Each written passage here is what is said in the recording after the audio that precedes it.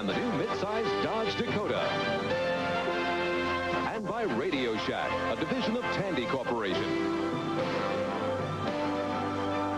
The Hoosier Dome is sold out, and the fans here hope to see the Colts get their first victory of the season. They'll go against the disappointing Dolphins, who are 2-5. Pleasant good afternoon, everybody. Jay Randolph to call the play-by-play, and back home again in Indiana, Bob Greasy to analyze the action this afternoon. Let's go back to week 2 of this season. In the Orange Bowl, Hogaboom. He was counted on to do a great job. He picked up a fumble, but is injured when he's hit there by Lyle Blackwood. Well, Rod Dahauer was really upset when Hogaboom went out. He was the man that was going to carry the fortunes of the offense. Now he has Jack Trudeau, a young rookie out of the University of Illinois. The Colts were sacked 20 times the first 3 games, but only 7 the last 4, so things are looking better, and Trudeau is playing much better. Some might think, if you look at the records, that this is an insignificant game, but don't say that to Don Shula. His Miami Dolphins need a victory today. Well, he feels as though they need to win just to gain respectability first, but they also feel like they still have a chance to get into the playoffs. If they can put a winning streak together, he feels they can get there. Let's very quickly get to the keys for today's game with Bob. Well, the Dolphins have to have a patient Marino, and for the Colts, Randy McMillan has to establish the run to take some heat off of Jack Trudeau. We are just about set to go as the Colts will put it in play to the Dolphins. Diasucci will kick off for the Colts. Dolphins today going for their 200th victory. And back to receive, Ron Davenport, number 30. 33 is Craig Ellis, picked up this week for the Dolphins, spent 5 years in the CFL. Bob, they're hoping to improve their special teams play, and especially the kickoff and punt returns. That's correct, Jay. Last week, the special teams contributed to 10 points for the LA Raiders, and that's unusual for a Don Shula coach team. Big crowd on hand. Hope you'll enjoy it wherever you are. The kickoff coming down to Ellis at the 7, at the 15, the 20. Got room outside of the 30, 35 at the 40, up to the 43-yard line. A fine return. Diasucci, the man that kicked off, made the tackle. 36-yard return. Here comes Dan Marino to handle the offense. Lorenzo Hampton and Woody Bennett in that backfield.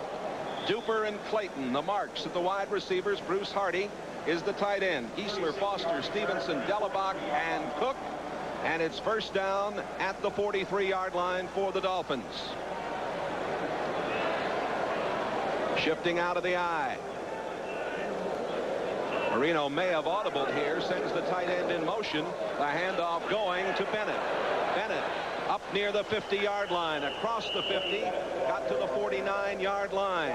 Eugene Daniel, number 38, makes the tackle from the cornerback position. Bennett starting the day with 95 yards on the year. Thompson, Broughton, and the rookie John Hand for the Colts in the defensive line. The linebackers are Cooks, Odom. Aaron's getting a start today, and Dwayne Bickett. Coleman, Daniel, Glasgow, and Tate in the secondary. Pickup of about 8 yards, second down and 2. Marino with 154 completions, 257 attempts. Handoff going to Hampton. And Lorenzo has the first down as he goes down to the 42-yard line. Wrapped up there by Cliff Odom, number 93. Hampton coming in with that 3.6 average, 282 yards, 10th in the AFC. Jay, I look for the Dolphins to try and run more today with Hampton. You know, Marino has really carried this ball club for the last couple of years. The defense has not been real strong, and the run offense has not been there. But still, the Dolphins have continued to win.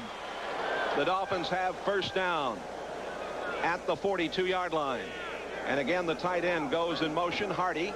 And the give up the middle and a big hole for Hampton. He's down to the 30, down to the 25, and out of bounds at the 23-yard line.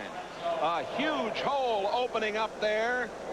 Stevenson doing some good work. The veteran center. Stop made by Eugene Daniel, number 38. Stevenson on Broughton. Broughton took himself out of the play on a little stunt to his left. Probably one of the easier blocks that Stevenson will have to come up with this year. When you do that, the linebackers, Aaron's in the middle and Odoms, have got to step up and make the play. That time they didn't do it.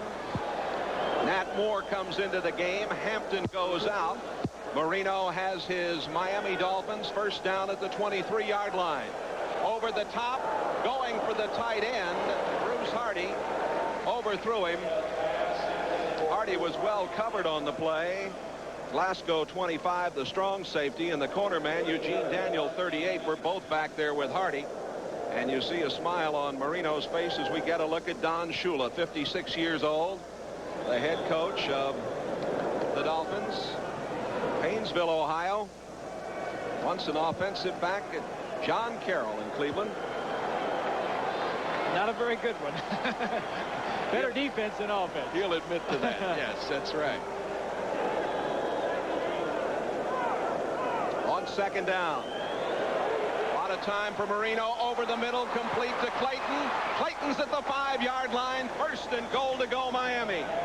Tate Randall, number 35, there to make the play for Clayton, his 32nd catch of the year.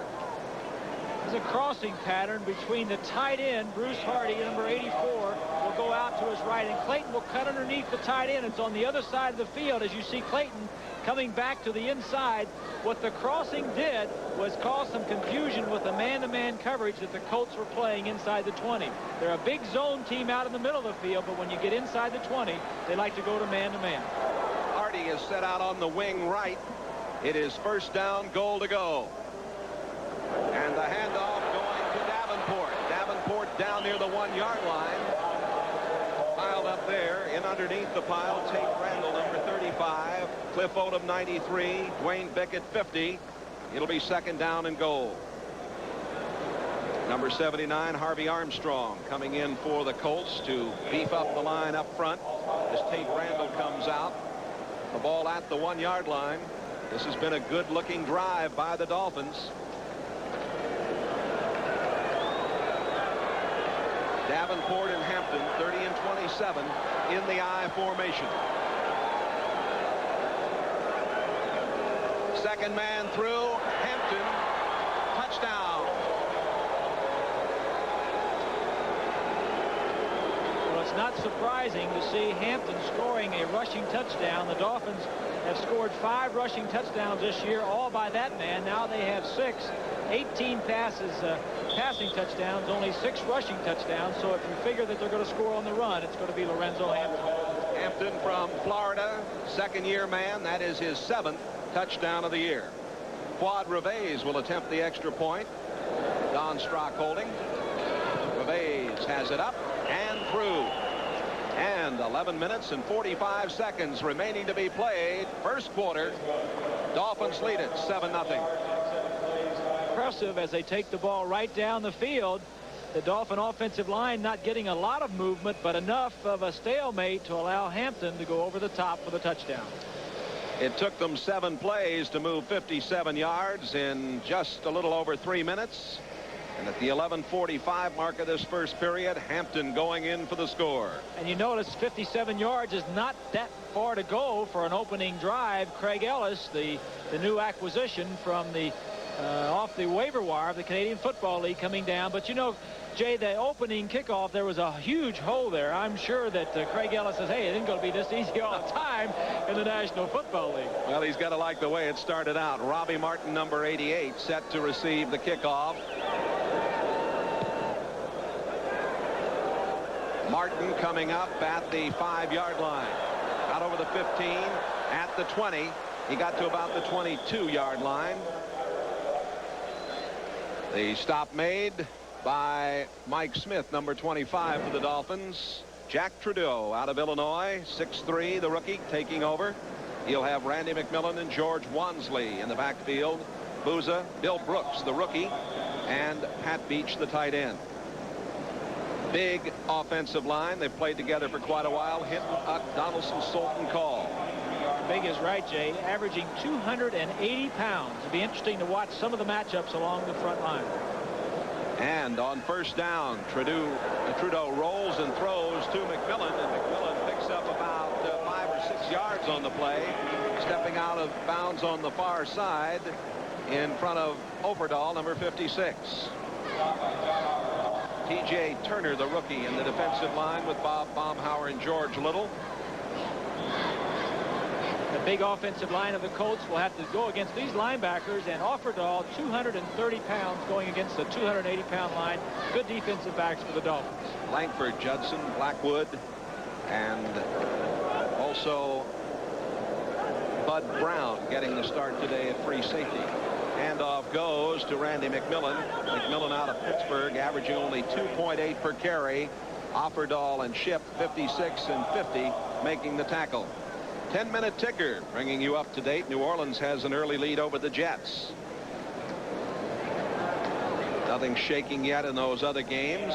We have a lot of early games today in the National Football League. Tampa Bay leading Kansas City 3-0. Ball just over the 30-yard line. 3rd down and 2.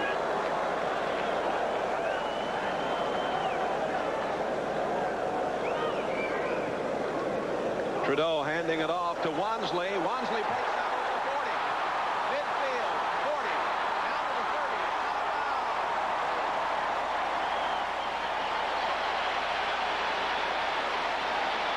Bud Brown finally collared Wansley. A 46-yard romp over the right side for the first down. On the part of the coach. You'll see Utt 64 and Hinton ahead of him. Only Blackwood is left back there on the backside as they took both wide receivers to the left side of the field. And Mark Brown was fooled by the front alignment. Great execution on the part of the Colts, and a big play very early in the game for the Indianapolis Colts. Back in week 2, Wansley had only 16 yards all day against the Dolphins. On first down, the handoff going to McMillan. He is near the 20-yard line, and a penalty marker goes down.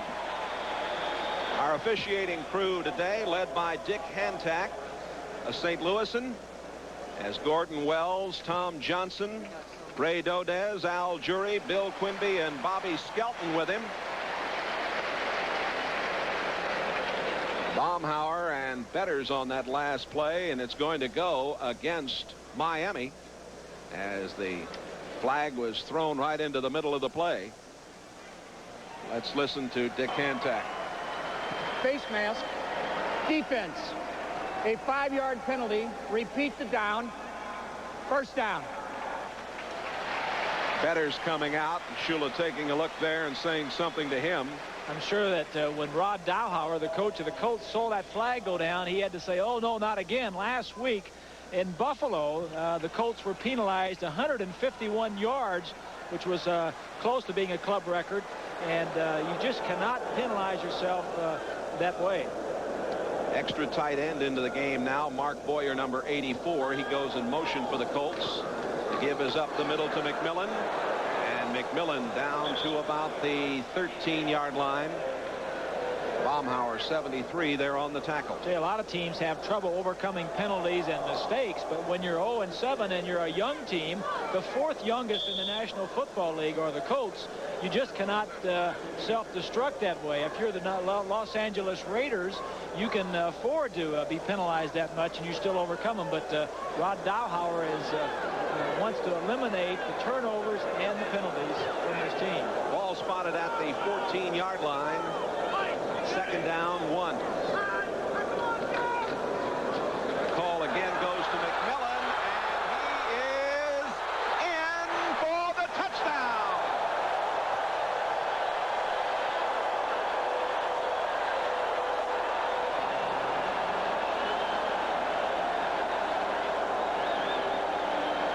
Randy McMillan. He needs 90 yards to go over the 3,500 mark. Actually needs 20 yards to go over that mark. He picked up 14 right there. He was held to 13 yards in the game at Miami earlier this year. Both clubs have scored on their first offensive opportunities. Dean Biasucci with Ron Stark holding the extra point. And we are all tied up. 9:24 to play in the first quarter. 7-7 here in the Hoosier Dome. To our left and then goes back to the right. Stolt and Call come around and make good blocks on the play as he drags Blackwood into the end zone. That is the same play, opposite way, that Wansley ran earlier in the drive on the big play. It's called a counter trap with both the guard and tackle pulling. The Colts felt that if it was good one way, it will be good the other way. And they went 6 plays, 77 yards. It took 2:11 at the 9:24 mark. McMillan going over. McMillan now has passed the 3,500 mark as he has 21 yards today. Biasucci to kick off. And this is a boomer. Out of the end zone. It'll come to the 20-yard line. This telecast presented by authority of the National Football League. It's intended for the private use of our audience. Any rebroadcast or other use of this telecast without the express written consent of the Indianapolis Colts and the NFL is prohibited. Well, that's the way to answer an opening drive by the Dolphins, if you're a Colt fan, is to just take it back in 6 plays and score. The Dolphins, the #1 offensive team in the National Football League, but also they've given up more points than any other team. So the Colts at least taking some solace in the fact that we can score against this team, although the Colts are the poorest scoring team in the league also. They've now given up 227 points on the year. In trouble, Hampton, nothing there for him as Scott Keller, number 94, now the noseman, the rookie out of Northern Illinois, made the play. Marino, #1 draft choice back in '83. He was 7 for 29 and 254 yards and a touchdown and an interception in the game against Indianapolis in game 2 of this season in the Orange Bowl. Loss of about a yard, 2nd down and 11. 8.5 to play, first period. Pass is complete, and that is Hampton. Hampton across the 30 out to the 35-yard line. Dave Aarons, number 57, making the play. Hampton, it'll be a first down. Excuse me, Jay. I'm just going to say that Hampton has really blossomed this year, not only as a runner, but also as a receiver. He's caught 23 passes, and that's 4th on the team. Now, on most teams, 23 passes, you'd be right near the top, but with the Duper and Clayton catching a lot, and then, of course, Nathan. But Hampton is a big part of that offense. Hampton just catching number 24 on the year. He was 4 for 40 in the victory over Indianapolis earlier this season. And this one is thrown away by Marino as things didn't materialize out to the right side. I want to remind our viewers that we'll be selecting the Budweiser Most Valuable Player of today's game at the conclusion of the action here in the Hoosier Dome. And today is a doubleheader day on NBC. Seattle and Denver later this afternoon. It's been a tough year for Don Shula already. Only 7 games into the season, and he's only won 2 after a tough preseason where lost the first 2 and then won the last 2. But as long as they've got Shula and that man right there, Dan Marino, they certainly have a chance. 2nd down and 10 from the 34. They may have a free play as it looked like the Colts jumped offside. That was Woody Bennett. But Bennett doesn't get anything as John Hand, the big rookie, number 78 from Alabama, made the tackle, and we'll see what the penalty is. Offside against the Colts. Marino 2 for 4 for 33 yards. Hampton leading the rushing with 26 yards on 4 carries. Offside. Defense. Number 78. Repeat the down. 2nd down. The call against Hand. They liken him to Too Tall Jones. Here's the ticker with Minnesota. An early lead over Cleveland. Pittsburgh has the lead over Cincinnati. New Orleans over the Jets. Chicago on top of Detroit. New England out in front. New England and Pittsburgh, it says there, they are not playing each other today. Ball batted away. Bruce Hardy, number 84, the tight end. Johnny Cooks, 98. Was right there. It's pretty good coverage by Odoms, 93. He would have had an interception were it not for right there. It was Aarons, 57, who knocks the ball away from Cooks, 98.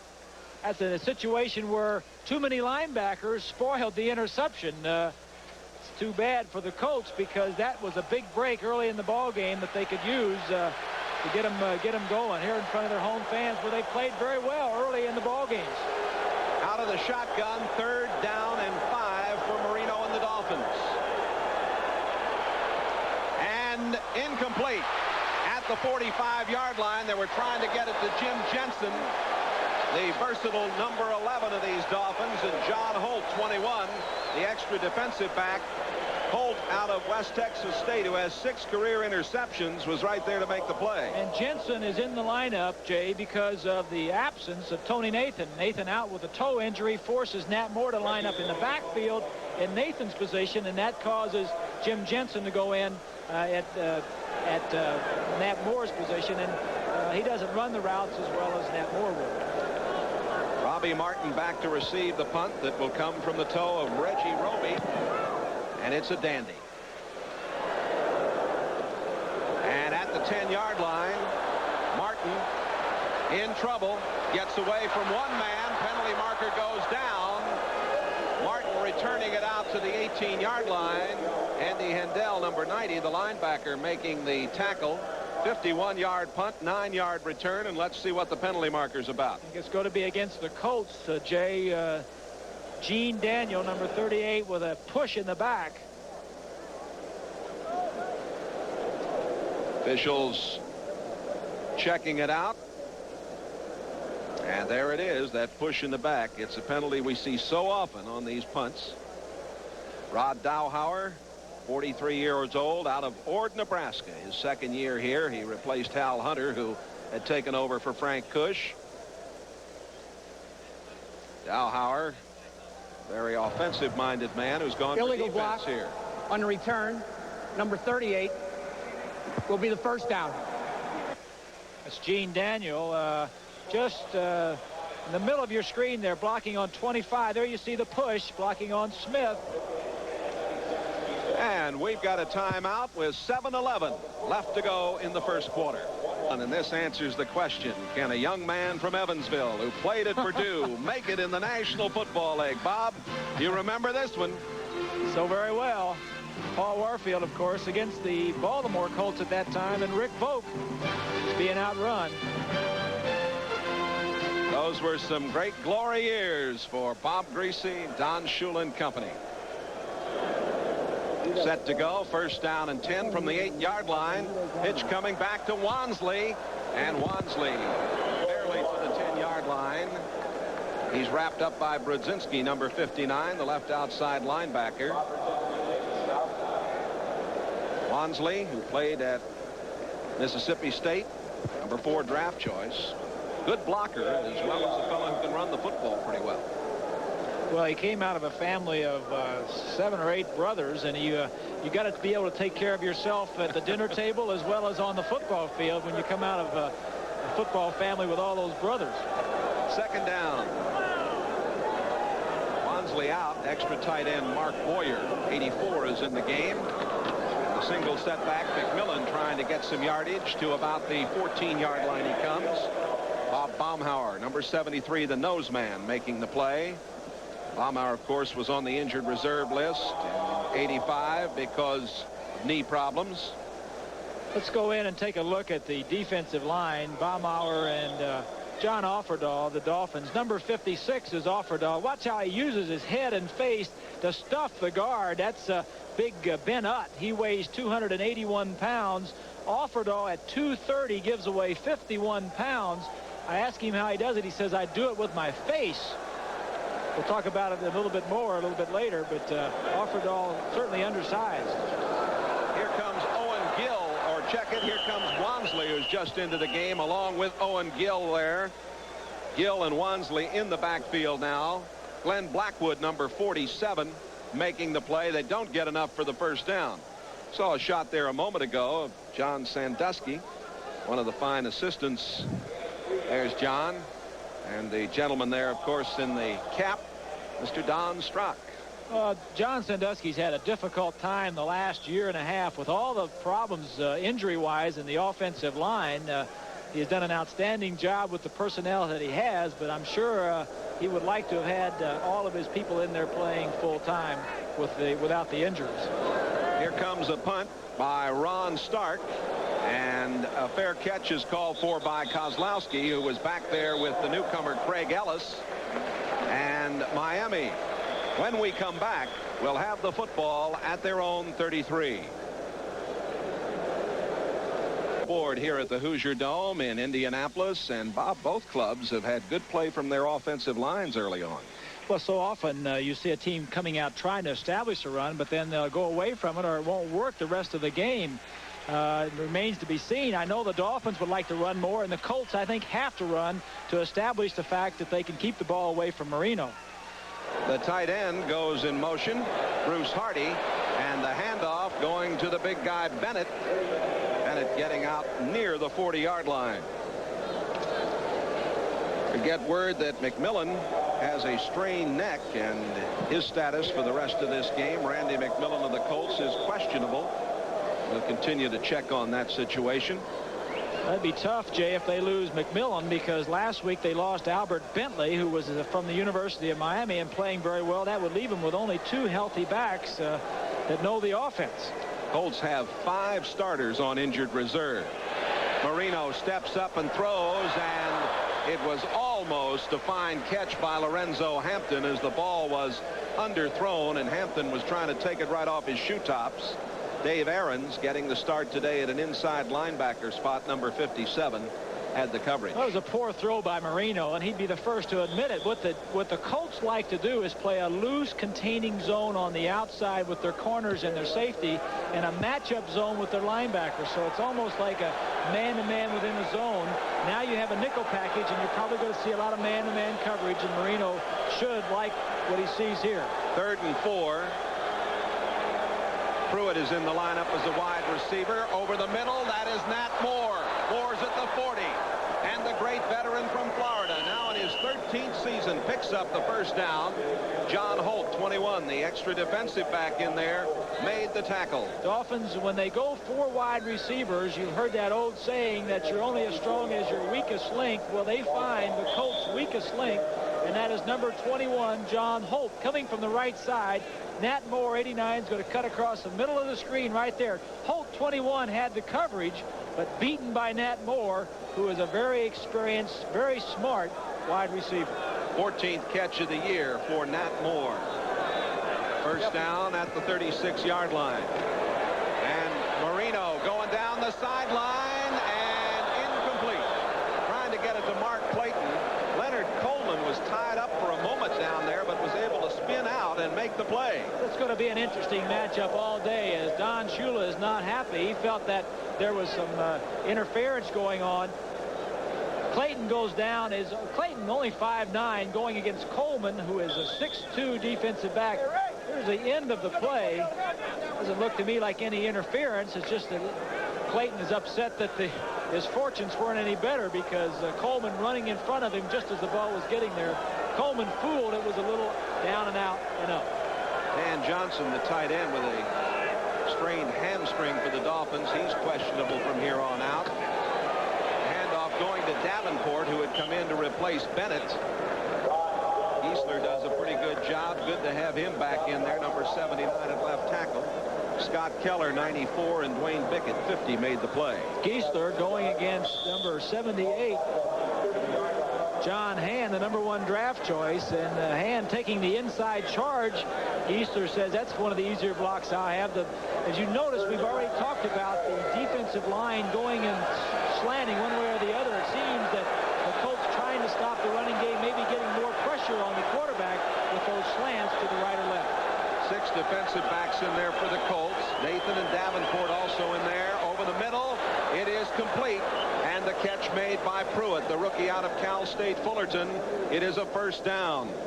They spread out that defense, and Holt again was the man who had to make the tackle. They're working on him. Holt was just the man that happened to be covering Pruitt, who was in the middle of the field. Marino wanting to pick up the first down, and took it with Pruitt right in the center of the diamond. The Colts and Miami tied at 7 with 2 minutes and 40 seconds left to play in the first quarter. Ball at the Colts 23-yard line. Marino may have audibled here. He gives to the first man through. That is Woody Bennett. Johnny Cook's number 98 came up to make the tackle. Bennett starting the day with 95 yards on the season, a 5-point rushing average. The free agent played at the University of Miami. He trots off now. He's going to bring up a 2nd down and 7. Clayton goes wide to the right. Duper is set to the left side. Marino straight back on the drop. Lots of time. And a great catch at the goal line by Hampton. No good, no catch. Oh, they call it no catch. It looked all right to me. I'll be anxious to look at this replay. Wayne Bickett, the right outside linebacker, number 50, had the play.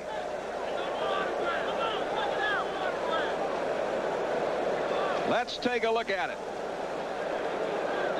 Well, Hampton comes out of the backfield, 27, and then he skirts inside of Bickett. Well, we couldn't see from that angle. We got another angle, I think. The official is just to the left, so he has good view of the play. Yeah, that's not conclusive either. The replay official may be looking at the same thing we are, and it has to be indisputable visual evidence to change it. Well, those two plays make it very tough for them. But from our angle right on the 50, it appeared to me, Bob, that he had made the catch. Well, they're talking, as you see right there. The umpire and the crew is Gordon Wells. He has an earpiece. It's a new system with this instant replay. He's wearing an earpiece now. He used to have a walkie-talkie, so he can hear a lot better. You can see it wired up into his ear there, and he has a little microphone that he talks to, and they're asking, you know, what did you see? And from the two replays we saw, it'd be tough. It'd be tough to change. Yes, it would have from those two replays. Because he was right there and had a good shot at it. Don Shula very concerned. World championship teams in 72 and 73. 6 unbeaten streaks in his career of 10 or more wins with the Dolphins. Coach Shula, of course, on the National Football League's competition committee.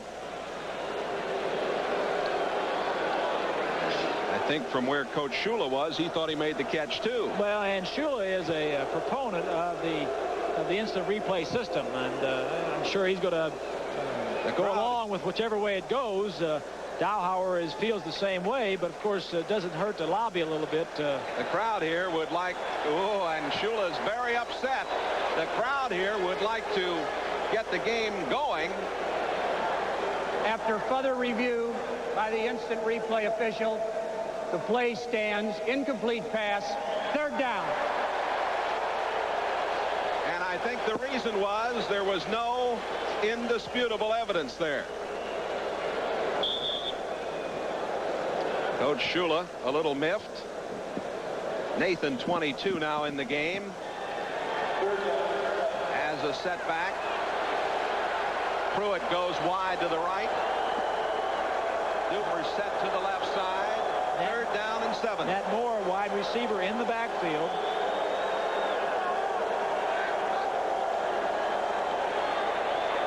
Marino over the middle and down to the 10-yard line and a 1st down. Pruitt. Pruitt's 2nd catch of the game. Leonard Coleman, number 31, made the stop, and we'll go back to the play a moment ago. The pass to Hampton. Marino throws the ball well to the inside, and Bickett misses it. Now there he has the ball, but you can't see from his body, blocking us from the view. And the side judge that made the call had a perfect view right in there. So you've got to go with the official on the field on that one. It is a 1st down just outside the 10-yard line. This is the 10th play of the drive coming up. Colts and Miami tied 7-7. 1 minute to play in this first period. On the wing left, Bruce Hardy in motion now to the right side. Handoff going to Hampton. And the Colts come up with a big play. Hampton couldn't cut the corner. The rookie John Hand, the Alabama All-American, leading the way. Number 93, Cliff Odom. Donnell Thompson, 99. They all played it very, very well. Here's Hand. 2 sacks already this season. And likes that number 78. He says when he was growing up, his idol was Bubba Smith. Played for the Baltimore Colts, wore that 78 number, and it's the one number that he wanted when he was drafted by the Indianapolis Colts, and says he hopes to play as well as Bubba did. Bubba could make it happen out there. Bubba gave me a few headaches now and then. I'm sure of that. Second down and 12. A lot of time. Marino got all kinds of time directing traffic. Oh, he had a man wide open. Mark Duper in the left corner of the end zone, and he overthrew him. Tate Randall had the coverage, but he wasn't close. Well, he was wide open, but he had to throw it over 2 linebackers, so he wanted to get it there as quickly as he could. Good protection gives the receivers and forces the defensive backs to cover a long time as Marino is just throwing this ball away. I don't think he ever even sees Duper open in the end zone, but he really wasn't as open as much as you think, because the 2 defensive men were right in front of him, and it was a tough throw. All right, it brings up third down and 12. Duper goes to the right side. Clayton set to the left. Moore is in the slot left. Over the middle, intended for Moore, incomplete. Holt, 21, was there with the coverage. Again, they're working on him. And the gun sounds, and we come to the end of the first period of play. The Colts and the Dolphins tied at 7. Steelers and Cincinnati. Pittsburgh has the early lead in that one. Chicago leading Detroit. New England over Buffalo, and the Raiders over Houston. Green Bay 14-0 over Frisco. Kansas City now leading Tampa Bay 7-3. Philadelphia an early lead against San Diego. We're 7-7 here and have a field goal try coming up as Fuad Reveiz played at Tennessee and went to Sunset High in the Miami area. The young man from Bogota has made 5 of 10 field goal attempts. Frankly, he's been a little disappointing this year. That's right, Jay. Percentage-wise, he ranks like 25th in the entire league among field goal kickers. Had an excellent year last year and has had some spurts where he hasn't kicked well this year, but still a fine kicker, and Shula has a lot of confidence in him. Everybody's going to have their ups and downs, and this is a young man with a lot of confidence, and Shula likes him. It will be Don Strock to handle the holding at the 20-yard line. A 30-yard field goal attempt as we get play underway in the second period.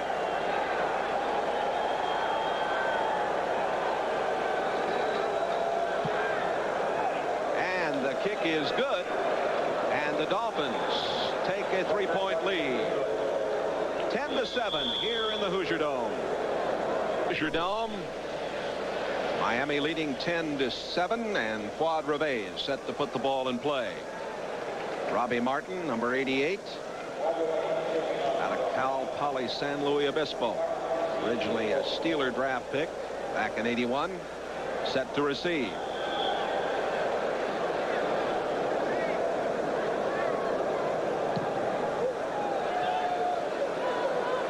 Martin, 1 yard in, fumble, and he gets it to the 5, to about the 9. Martin, with the mistake, puts the Colts deep. Jim Jensen on the specialty unit, down to make the tackle, number 11. Jack Trudeau, who set an NCAA record, 215 consecutive passes without an interception for Illinois.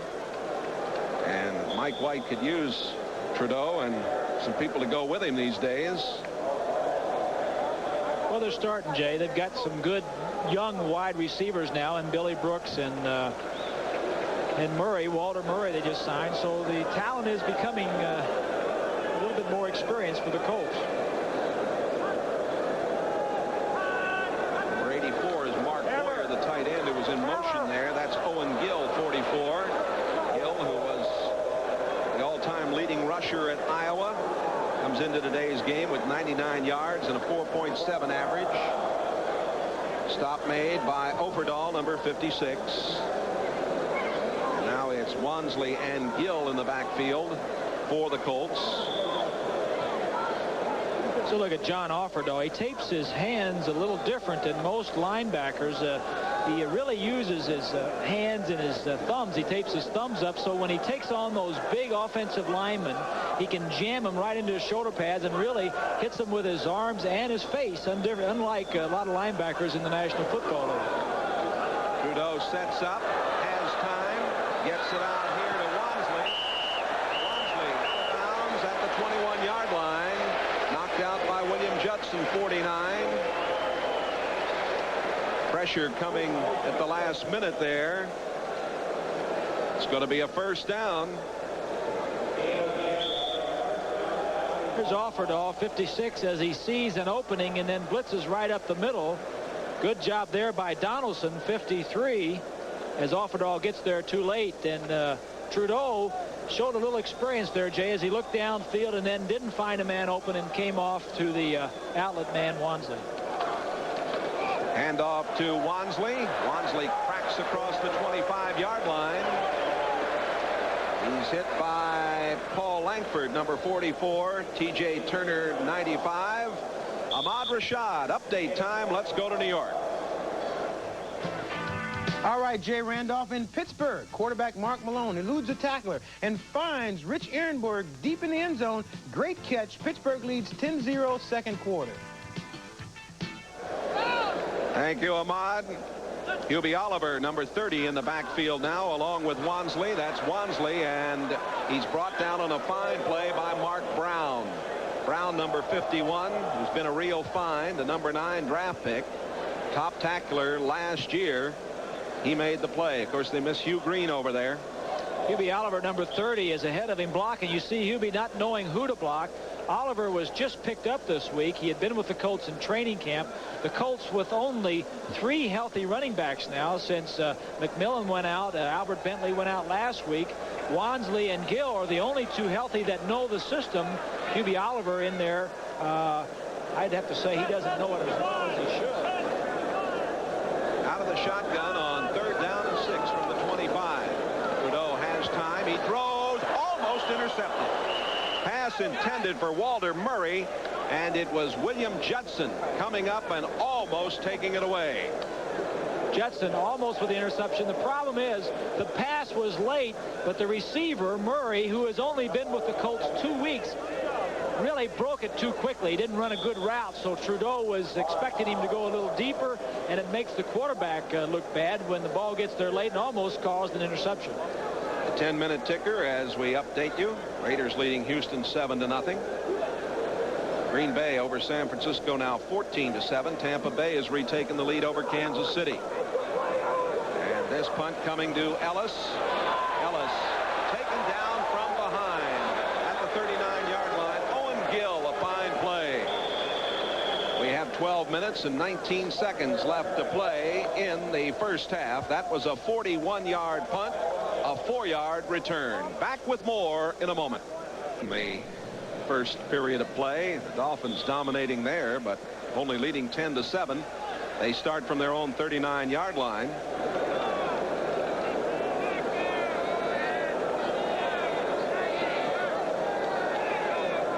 Reno may have audibled here. Going to go upstairs, and a little outlet over the middle, and that's Hampton still on the move all the way to the 40-yard line. A penalty marker thrown back at the 35.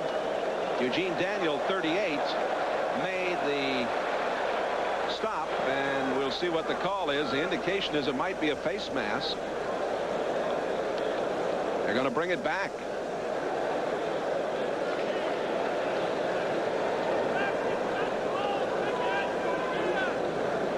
Let's check it out. Hands, offense, number 79, grasping the face mask. Repeat the down. First down. Call against Giesler, grasping the face mask. Giesler has said he's still not comfortable. As you see him block it on Bickett, number 50. Bickett made the all-rookie team last year. Got his hands up in the face mask. He didn't actually grab it, but you cannot put your arms and hands up in the face mask in the head area. That was the penalty. 10-yarder, first down and 20. The ball back now at the 34-yard line. Marino throws behind Lorenzo Hampton. 14 NFL games played last week. The Produced only 2 100-yard receiving performances, Bob, and both of them were for the Dolphins against the Raiders. Clayton had 4 for 109 and a touchdown, and Duper 5 for 101 yards. And they accounted for 210 of Marino's 286 passing yards. Marino now 5 for 15, 74 yards. Going to be 2nd down and 20. 12 minutes left to play in the first half, and Miami leading 10-7. Nathan and Hampton, 22 and 27 in the backfield. Marino out to Hampton. Gets to the outside and got some of the yardage back as he reached the 36 or 37-yard line. Eugene Daniel, number 38, running him out over there. Let's call it at the 37, where it'll be 3rd down. Number 38 there, Daniel, out of LSU. 16 career interceptions. He intercepted a Marino pass in a game in '84, incidentally. He's played very well for the Colts. His 14 interceptions the last 2 years and 2 this year to make up the 16. Is a gambler, though, Jay. He'll take some chances. He's a type of cornerback that you have to be careful on if you're throwing in his area, but also you can get something done with a curl and go or an out and up. Folks here rooting for the defense. 3rd down and 12 at the 37.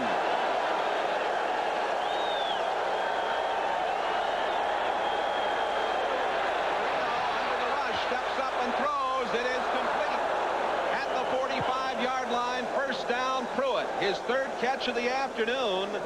Leonard Coleman, number 31, and Marino did an excellent job of scrambling out of trouble and finding a man for the 1st down. Well, you hit that right on the head, Jay.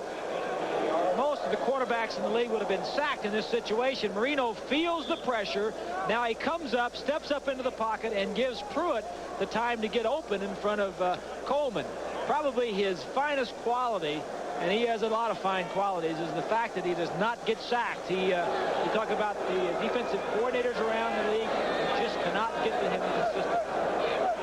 It is a 1st down at the 45 when Marino wants to go upstairs again. Going long downfield, and it is incomplete. Oh my, Clayton nearly made that catch.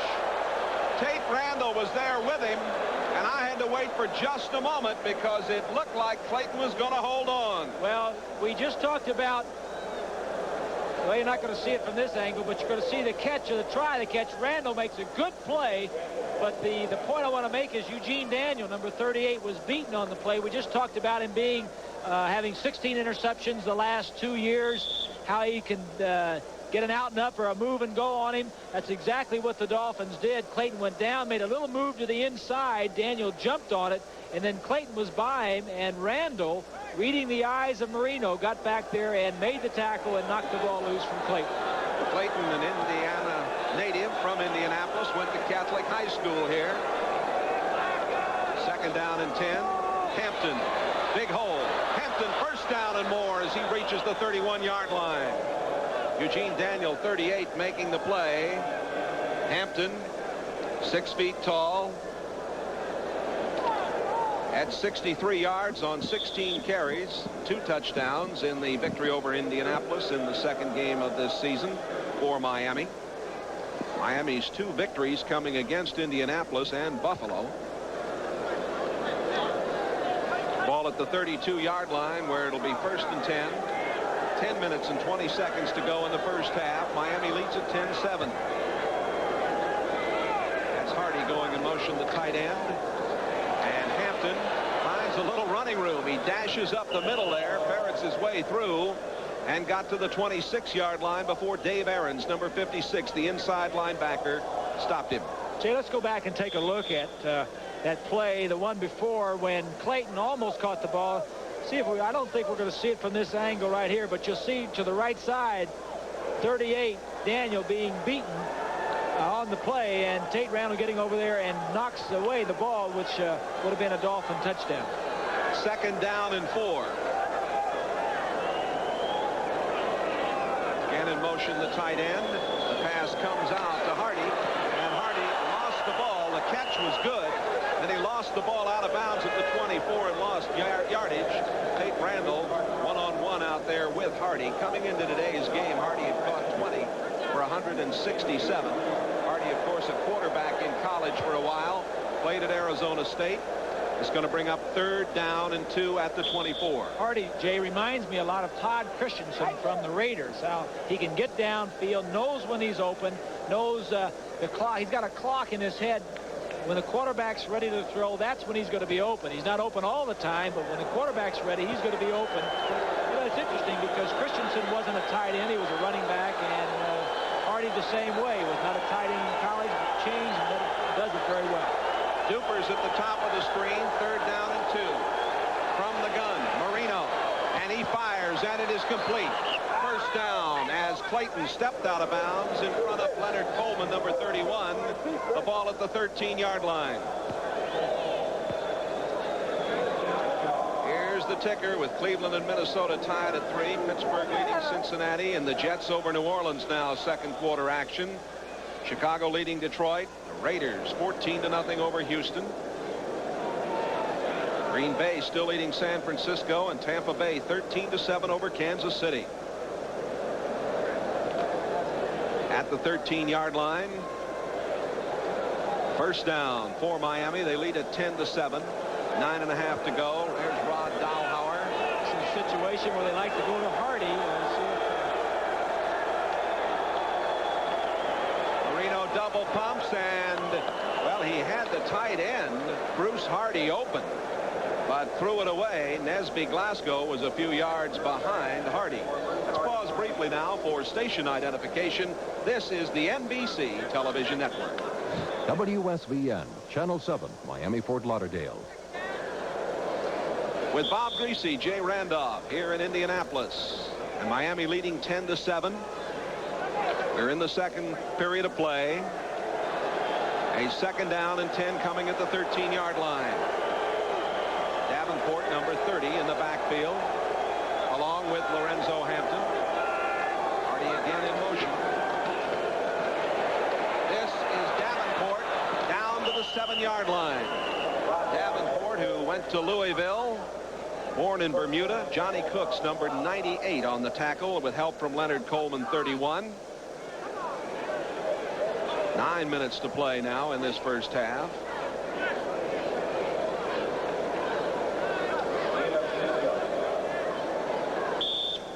The first touchdown of the game scored by Hampton on the first try on offense for the Dolphins. McMillan scored on the first try for the Colts. Rebays kicked the field goal. Dolphins knocking on the door. 3rd and 4. And it is a touchdown. Penalty marker goes down on the play. It was Duper making the catch with Leonard Coleman there. And the call, I'm assuming, is against Coleman. But the catch was still made by Duper as he was pushed backward. Holding on the defense, number 31, penalty decline, touchdown. Call against Coleman, and Miami increases its lead. Take a look at this as you see the protection on Armstrong, 79. Just a down and out. Really couldn't see the penalty happened before that, but the holding on Coleman, who is trying to cover those little wide receivers of the Dolphins as best he can. They're little and they're fast. Quad Rebays kicks the point. 8:29 to play in the 1st half. Miami 17, Indianapolis 7. Goal line. Martin gets to the 15, to the 20, steps through at the 25, gets to the 26-yard line. Nice job by Robbie Martin, who is averaging 20.7 yards per return coming into today's play. Jack Trudeau comes back in. Trudeau came into the game at Miami when Hogaboom was injured. He was 5 out of 10 in that game for 50 yards. He was sacked 4 times.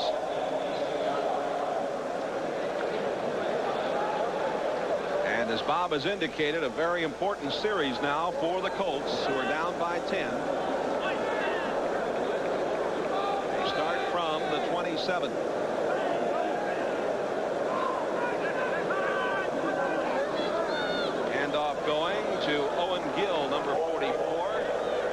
Gill gets up near the 30-yard line.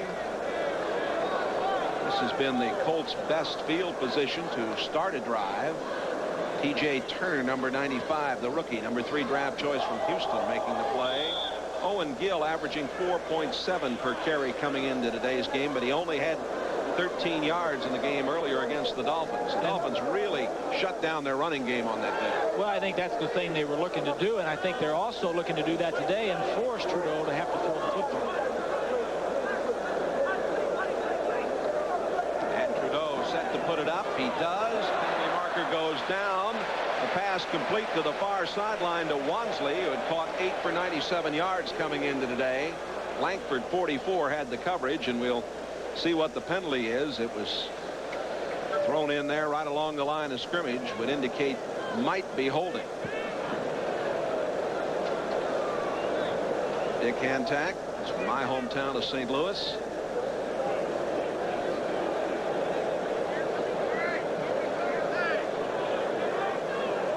There is no flag. It's a first down. Well, I'm sure Rod Dahauer is happy. The Colts 28th in the league in the penalty yards, the last in the league, most penalized, and a big first down pass to get the offense untracked, get them moving, and you get a flag thrown in an area that looked to be holding. They picked one up for you, Rod, so things are looking up. He was a former small school All-American at San Diego when Don Coryell coached there. First down and 10 at the 38-yard line. Quick handoff to Gill. He steps outside, and Gill gets out to the 43-yard line, upended there by Offerdahl, number 56, who has just played brilliantly for the Dolphins this season, the big rookie. Well, at the top of the show today, we showed you Gary Hogeboom being injured in the game down in Miami in week 2. There's the young man. They had really counted on him. I talked to him before the game. He says he's going to start throwing next week. Whether or not he's going to play anymore this year is up in the air, but it's nice to see him back on the sideline and looking forward to throwing. Trudeau has time over the middle. It is complete. Number 80, Billy Brooks, the rookie from Boston University. Offerdahl again makes the tackle. Brooks had caught 20 for 428 yards and a 21.4 average coming into today's game. 9th in receiving yards in the AFC. There's Offerdahl. He's been a dandy. He has been the real pleasant surprise for the Dolphins on defense. They haven't had many nice things to say about the Dolphin defense because they haven't played that well, but Offerdahl has been the shining light, playing very well and has a great future in this league. First down for the Colts. Ball right at midfield. Trudeau rolling, throwing back against the grain to the tight end, Greg LaFleur. And LaFleur very close to a first down at the 40-yard line. Offerdahl and Brown, 56 and 51, were there to make the play. LaFleur came over here from St. Louis. It's his first year here. He's a free agent. He was a quarterback his first 2 years at LSU. And, of course, he played for Rod Dahauer. Dahauer had some ideas about his play because he was over in St. Louis. He was originally the number 3 draft pick at Philadelphia, was LaFleur. They're going to measure it here to see if we've got the first down for the Colts. 5:54 to go in the first half. Miami leading 17-7. Ooh, first down. And you saw Rod Dahauer looking at his chart right there. Now, he is the offensive play caller. He's not the coordinator. Billy Matthews handles that, but you see him yelling a play in. He has those plays broken down by field position and also down in distance, and knows what the Dolphins like to do in different situations. And he's the offensive play caller, and on the opposite side of the field for the Dolphins, of course, calling the defensive signals, Chuck Studley. So it's a little mental game going in inside of the big game. Things continue to go poorly for the Colts. Of course, they may have the number 1 draft choice, and that might be Testaverde. There might be some people wanting to do business with the Colts because the Colts keep saying they want some more defensive help here. Well, the Colts have drafted defense in the first round 5 of the last 6 years, and 2 of those years Dahauer was here, offensive line, and you've got to give him credit for trying to build his defense. First and 10 at the 40-yard line. Boyer, the tight end, in motion, and the pitch back coming to the single setback. Owen Gill Gill fighting for yardage just inside the 35-yard line. Jackie Shipp 50. Bud Brown 43 making the tackle. Owen Gill doing a good job of battling for that extra yardage down the left side. Coming up at halftime, of course, we'll have NFL 86 with Bill and Ahmad and our old friend Paul McGuire. They'll update you with scores and highlights on this, the midway point of the regular season of the National Football League. A sellout here, 60,127 seats available to the folks here in the Hoosier Dome. 2nd down and 4. Motion from Wansley. Trudeau sets up and throws, and it is complete. And it is Greg LaFleur who has the first down as he makes his 2nd catch of the afternoon. Jackie Shipp 50 and Glenn Blackwood 47 on the tackle. Good looking play. Exactly, Jay. Good play as LaFleur will come in, press to the inside, and then break outside, and a good catch by LaFleur. Nice drive by the Colts, and as you mentioned earlier, a big drive was needed here to get the fans and the Colts back in the game, and that's exactly what the Colts have going right here. New England leading Buffalo 10-0. The Raiders up 14-0. Tampa Bay still leading Kansas City. Philadelphia with that 3-0 lead over San Diego.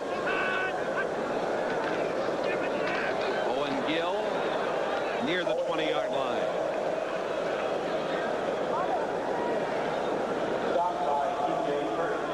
Gill wrapped up by T.J. Turner, number 95. Gain of about 3 on the play. 2nd down and 7 right at the 20-yard line.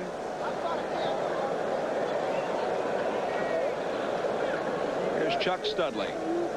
He's been under some fire, you might say. He was giving the signals, but it almost looked like he was smiling. Chuck hasn't smiled a lot. Nice man, and been under a lot of pressure, as you said, and not all of it deserved. Owen Gill caught behind the line, and there's that man Offerdahl again. He played at Western Michigan, and he was a number 2 draft choice, actually the first pick. He's smart, very smart. He calls the defensive signals. Very talented. He plays the French horn. He can play anything he wants to, as far as I'm concerned. Had a 3.0 grade point average on a 4-point system in biomedicine, and some scouts thought that he may go into medicine, be a doctor, and not play in the NFL. And some of them were not as high on him as they should have been because of that. Colts 1 for 3 on 3rd down conversions. Out of the shotgun, Trudeau. And over the middle, incomplete. He had Billy Brooks, the rookie, right over the middle, but Brooks couldn't hold on as Glenn Blackwell came in to make the hit. Well, Glenn Blackwood was say. out of the lineup the first 5 or 6 games for the Dolphins. He is the defensive leader for this team, as you'll see at the top, number 80, Brooks coming across. Blackwood slides into the middle. Now he is free to play the middle of the field. Initially, it looked like there was no one in there, and Trudeau and Brooks took the bait. Blackwood came and knocked the ball loose, and we see the Colts setting up for a field goal. Biasucci, 4 out of 10 in field goals this year, his longest 46 yards. This one will be a 39-yard attempt with Stark holding. The kick is on the way, and it is good. 2.5 minutes to go in this first half, and the Colts very competitive here. It's 17-10 Miami as Biasucci gets the field goal.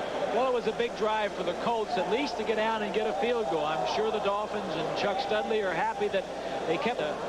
Anytime you're 0-7, you're not going to have your fans support as much as you'd like, but I think that drive down, getting 3 points on the board, it continues the fact that you're still in the ball game.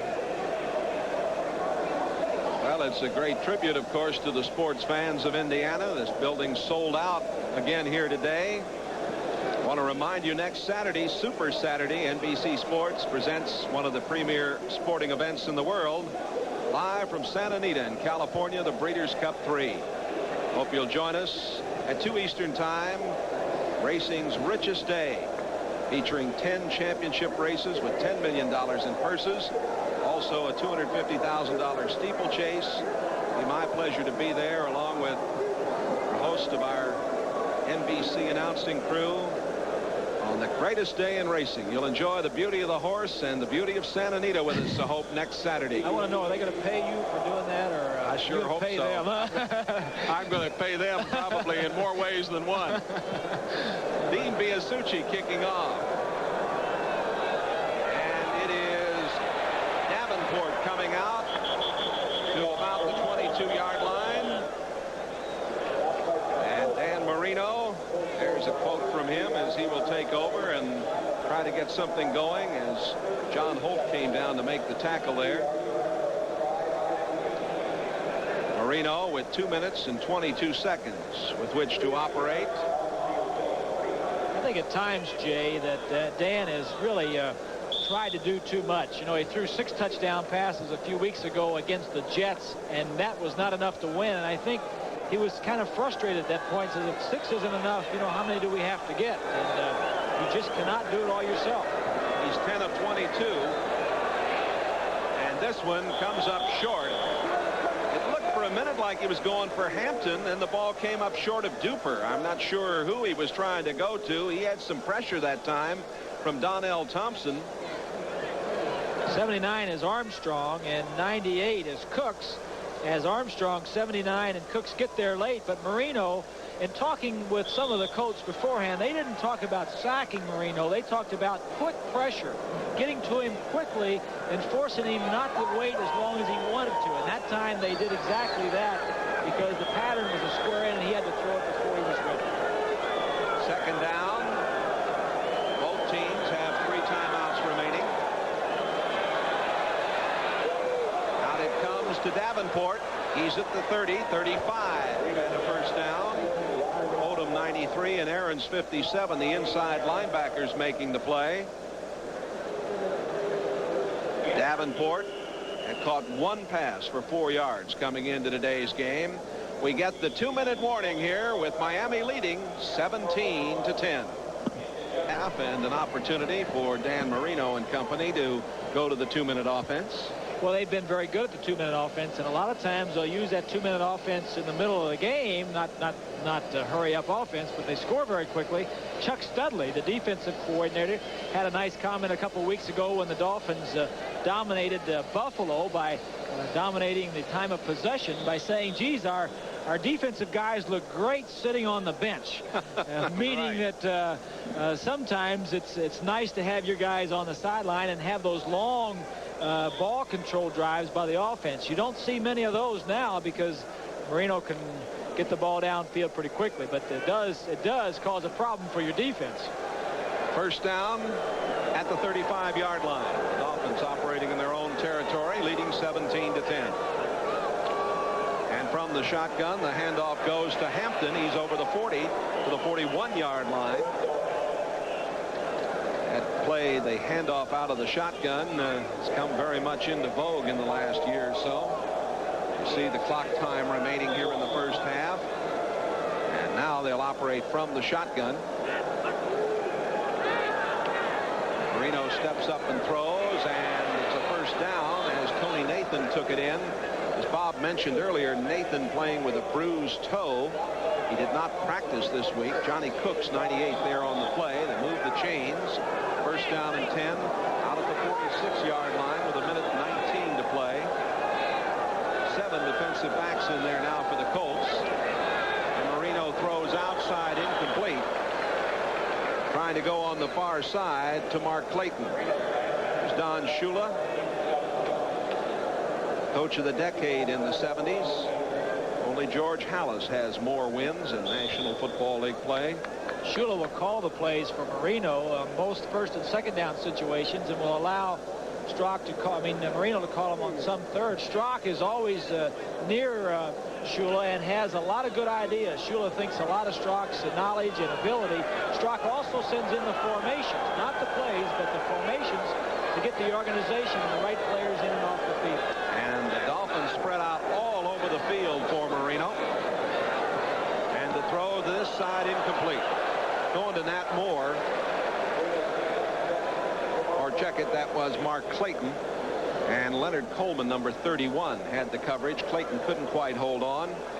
Clayton's got a bunch of folks here today. He got something like 60 tickets, and He gave them to his mother to hand out so she would collect the cash for them. A lot of people think they give away freebies in the National Football League. That's not so. Well, a few years ago when he first came up here, he did it himself, and they said, thanks, Mark, appreciate the tickets. And the next year he said, wait a minute, you're going to have somebody else do this. Third down, 10. Again from the shotgun. All kinds of time. Marino now scrambling, throwing, and it is incomplete. Incomplete at the 40-yard line. A low throw intended for Clayton, and he couldn't control it. So Miami will have to give up the football, and there's still some time for the Colts to do some work. Jay, Marino is not as sharp as I've seen him in the past. He's been scrambling around at times, and the receivers have been open, and the ball is not really on target as much as it could have been. Now watch here. Nobody in front of him. He has a clear vision, not pressured, and the ball is wobbly and thrown low. So, you know, it's Boy, tough. he had him wide open there. Well, exactly. And when you expect Marino to be perfect and super every week, he's just being human a few times here today. Reggie Roby set the punt to Martin. Great matchup of punters here today. We got the #1 punter in Ron Stark and the #4 punter in the entire league in Reggie Roby.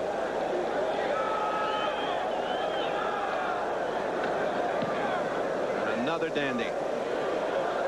And they're going to let it go, and a fine job downfield for the Dolphins. Number 24 to make the play.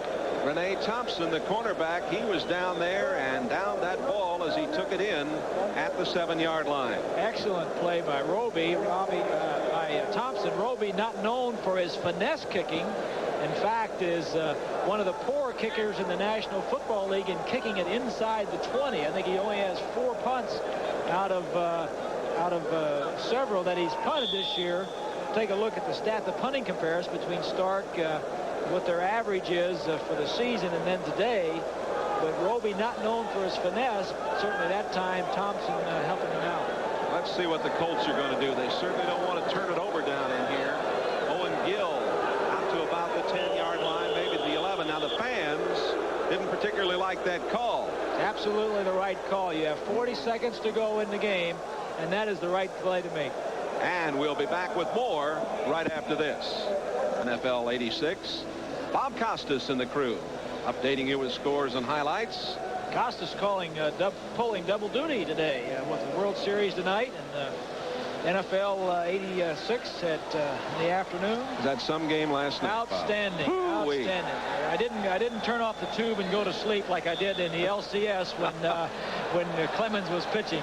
Hung on, and what an outstanding. Should be a great game this evening. Well, those words of Casey Sting will come back to haunt you, don't they? It's never over till it's over, boys and girls.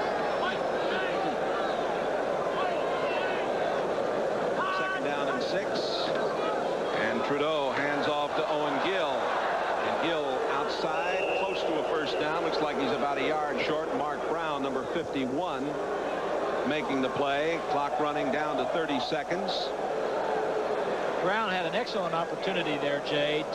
He was coming up from behind to make the tackle. I don't know whether we can see that again or not, but he had an excellent opportunity late in the half when you know the other team is running it out to try and knock the ball out of his hands. You know, you've got impact players and big players, guys that can try and cause fumbles. And at this point in time, aggressiveness would be a good quality to have, and that would have been an opportunity to knock the ball loose. Well, some of the faithful here didn't like that last set of plays by the Colts, but I think, as you mentioned, Bob, it was very wise. They didn't want to turn it over down there and give up more points. They're in this football game here at halftime. Miami leading 17-10 over the Colts, and a pretty good job by both sides here in the first half. NFL 86 halftime activities will continue in a moment. We'll be right back after these messages. So not throwing that much in the first half, but they've got to be happy where they are.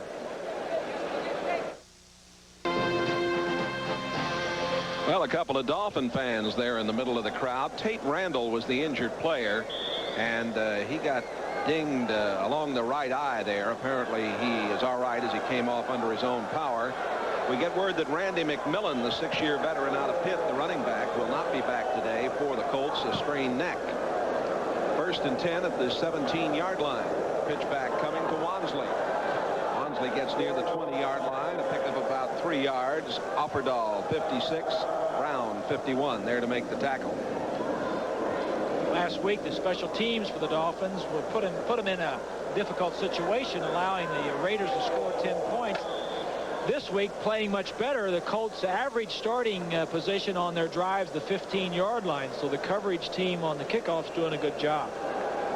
Don Shula was not pleased with his pass blocking. He wasn't pleased with his pass rushing. And certainly wasn't pleased with the specialty units in the loss to the Raiders. 2nd down and 6. Number 80, Bill Brooks, the rookie, goes in motion to the far sideline. Trudeau has time over the middle. He throws complete to Matt Bouza, his first catch of the game. Bouza coming into today's game had caught 32 for 429 yards. And William Judson made the tackle, number 49, from the right cornerback spot. Bouza is an outstanding possessions type receiver and having a great year. He's caught a lot of passes the last 3 games. One of the men that the Dolphins wanted to key on today. First down at the 28-yard line. 13.5 minutes to play in the 3rd quarter, and Miami leads it 17-10. That's Wansley. Gets around the corner. First down and more. Wansley bumped out of bounds at the 42-yard line by Bud Brown, the free safety, number 43. And Wansley, he seems to be able to get his motor running very well this afternoon. He moved on this one. Watch 75 Hinton as he gets a great block right there on Langford. Big offensive lineman, a Pro Bowl player, came over from Denver in the trade for John Elway. Chris Hinton, the left tackle, 290 pounds. Wansley having a big day, 73 yards on 7 carries. First down at the 42-yard line. That's Brooks in motion to the near side this time. Pass goes out and isn't handled very well by Owen Gill. That's a little high on the swing to the right side, but Gill probably should have caught it. Well, he had to, excuse me, Jay, he had to throw it high because of Brzezinski. Brzezinski was in pressuring Trudeau and raised his hands and forced Jack to throw the ball over him and a little bit high. Trudeau looking to the sidelines, getting the play. 10-minute ticker. Minnesota now leading Cleveland. Pittsburgh putting it on Cincinnati, and the Jets defeating New Orleans.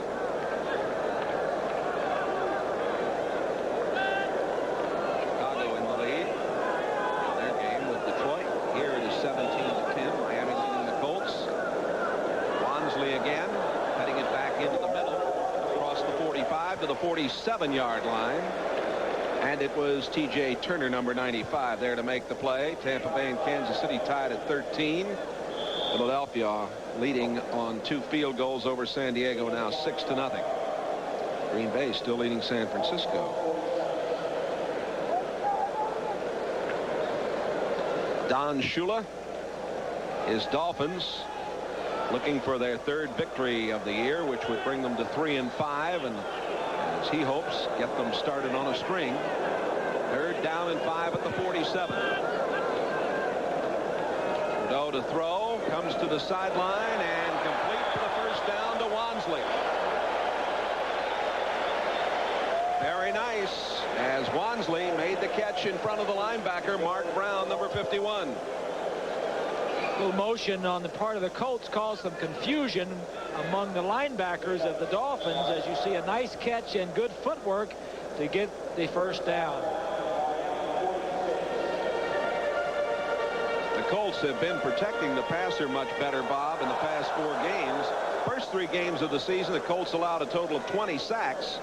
Over the past 4 games, they have surrendered a total of only 7. This time, Wansley is wrapped up. And boy, leading the way was George Little, number 99.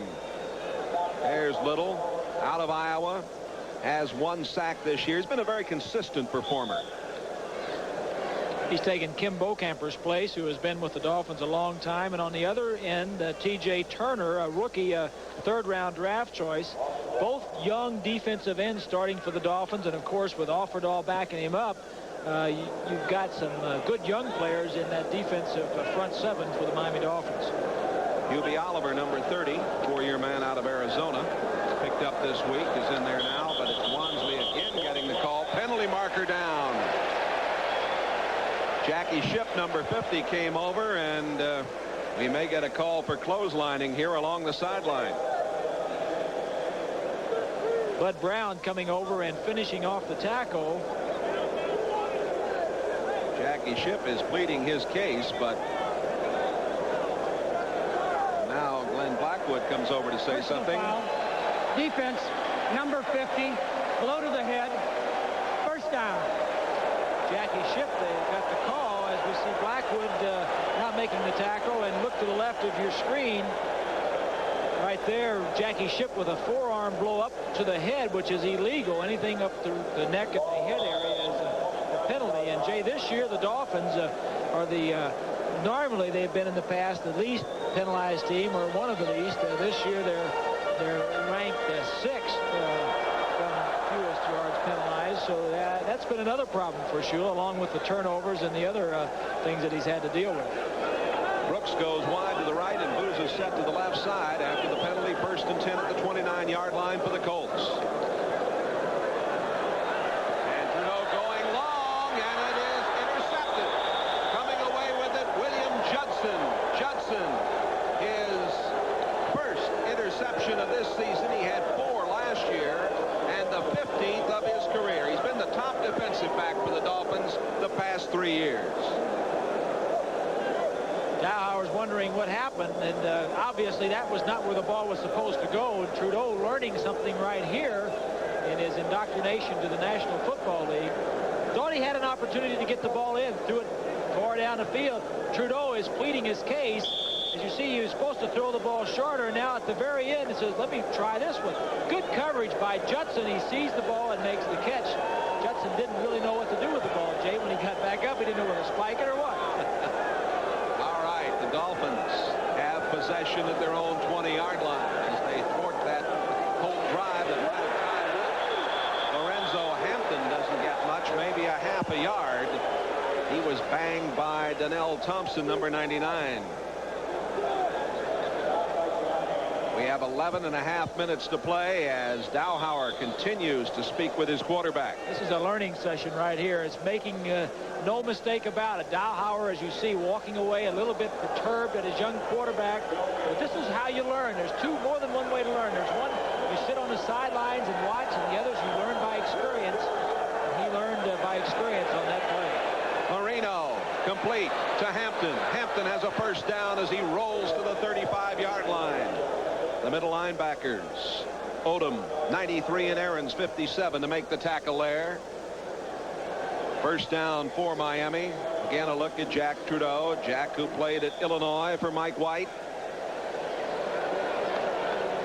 He's a quarterback who they tell us has become more aware in recent weeks. Obviously, he's just coming off a mistake here, and the Colts had a chance to tie it. Now the Dolphins are trying to come back and put more points on the board. That's the tight end, Bruce Hardy.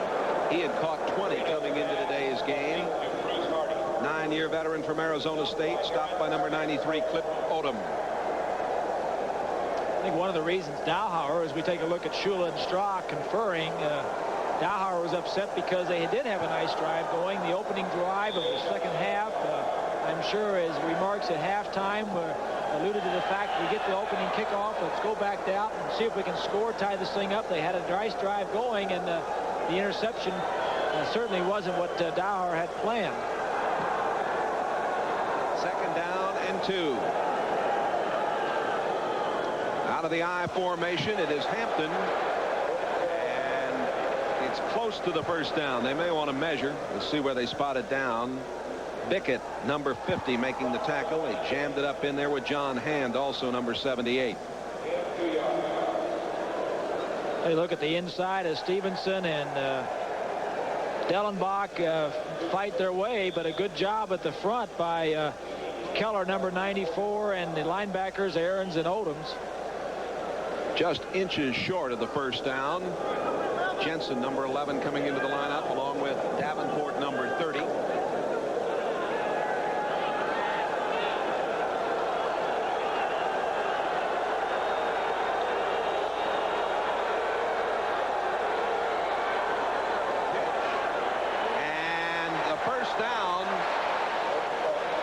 lost by about a yard. A very, very good job, as they had Davenport back there with Hampton. Davenport went the wrong way, Jay, as you very rarely see. Davenport will go to our left, and Hampton goes to the right. Now, if you get a good look at Marino after this play, he was yelling. If you keep it going, maybe you'll see Marino looking back for for Davenport, because Davenport was the personal protector going that way. One of the Colts is shaken up at the 45-yard line. 8.5 to play, third quarter. More in a moment. And the talented rookie Harvey Armstrong, number 79, takes over at right end. The crowd trying to get back into this game. They're doing the wave. Miami leads at 17-10. First and 10 from the 46. Marino right over the middle. The tight end, Bruce Hardy, picked up a couple before he was hit by Cliff Odom, number 93. Let's pause briefly now for station identification. This is the NBC Television Network. WSVN, Channel 7, Miami, Fort Lauderdale. 17-10 over the Colts. This is Jay Randolph along with Bob Greasy at the Hoosier Dome in Indianapolis. And it'll be second down and 7 at the 49-yard line for the Dolphins. 7.5 minutes to play in the third quarter.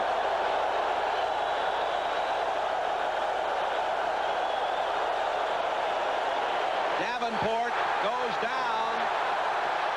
A loss of about 2 on the play as Dwayne Bickett, number 50, the former All-American at USC and the leading tackler for the Colts, came up to make the play.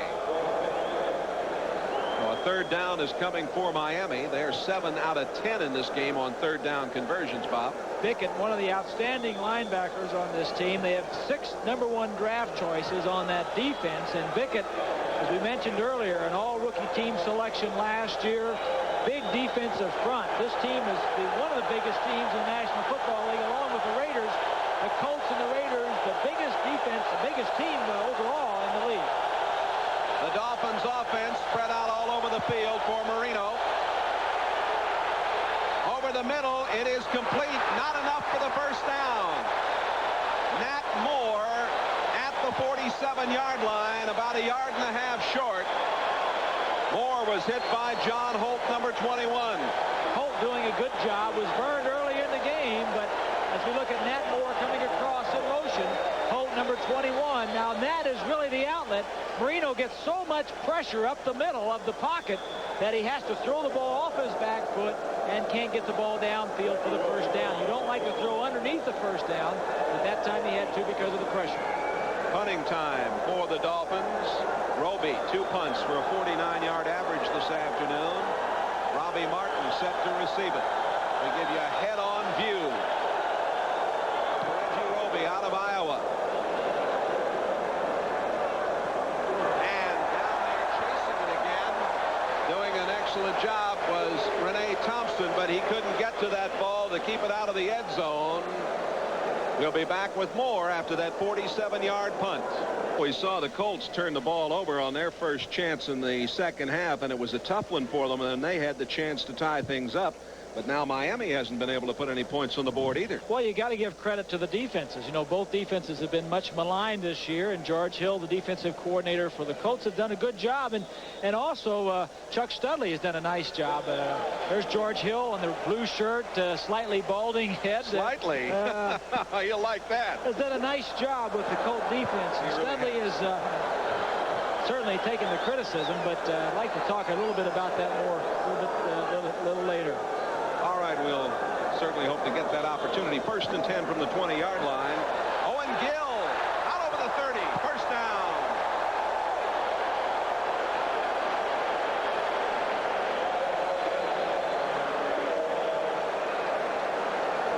Good blocking up front. 51 is Brown being blocked out of the play by Solt, number 66, and Gill just gets the tough yardage. Adds on about 5 or 6 there at the end. Colts are having their best rushing day of the season. Their high this year coming into today was 130 yards last week in the game at Buffalo. They're over that today. Trudeau is 8 of 12 for 67 yards and threw that one interception. First down to the 35. A little delay. Owen Gill again. And it's Gill getting to the 37-yard line. Well, it's the same play, Jay. They've run that play very well. We saw it in the first quarter for a touchdown. Watch Solt 66 and Call 71. The back stutters to hold the inside linebackers, allows the two off linemen to come across, make the blocks, and it's been a very successful play as we look at the cast on the right wrist of Ron Solt. He's had a bad sprain, and he's worn that. Doesn't seem to bother him. I guess as long as you're not a quarterback or a running back, it ain't going to bother you much. Solt 66 and hitting 75 in that offensive line for the Colts. Were part of the John Elway deal, of course. Second down and 8. And this one is incomplete. George Wansley going down the sideline. He was isolated out there with the linebacker, Mark Brown, 51. They couldn't get it there. That's the exact situation they wanted. They wanted their halfback on a linebacker, and Mark Brown doing a nice job getting downfield on the coverage. He's done a nice job throughout this game. He has 10 solo tackles so far today. Brown, one of the leading tacklers last year on this ball club until he lost his starting job to John Offerdahl and Jackie Shipp on the inside. And then when Hugh Green went down, as we take a look at Rod Dowhauer, he moved to the outside. Trudeau from the shotgun on 3rd and 8.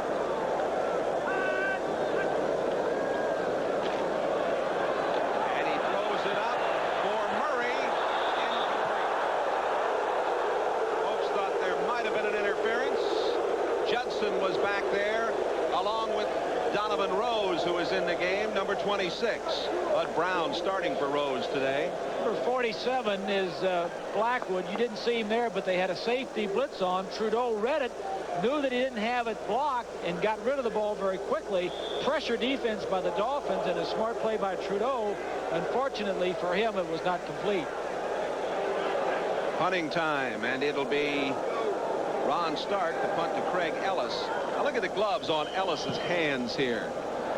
He wears the thin leather gloves and puts a little pine tar on them, help him out. Of course, you can understand why he might do that after playing up in Canada for 5 years, but I wonder if he really needs them in here. Pat Beach was downfield, number 81, to make the tackle.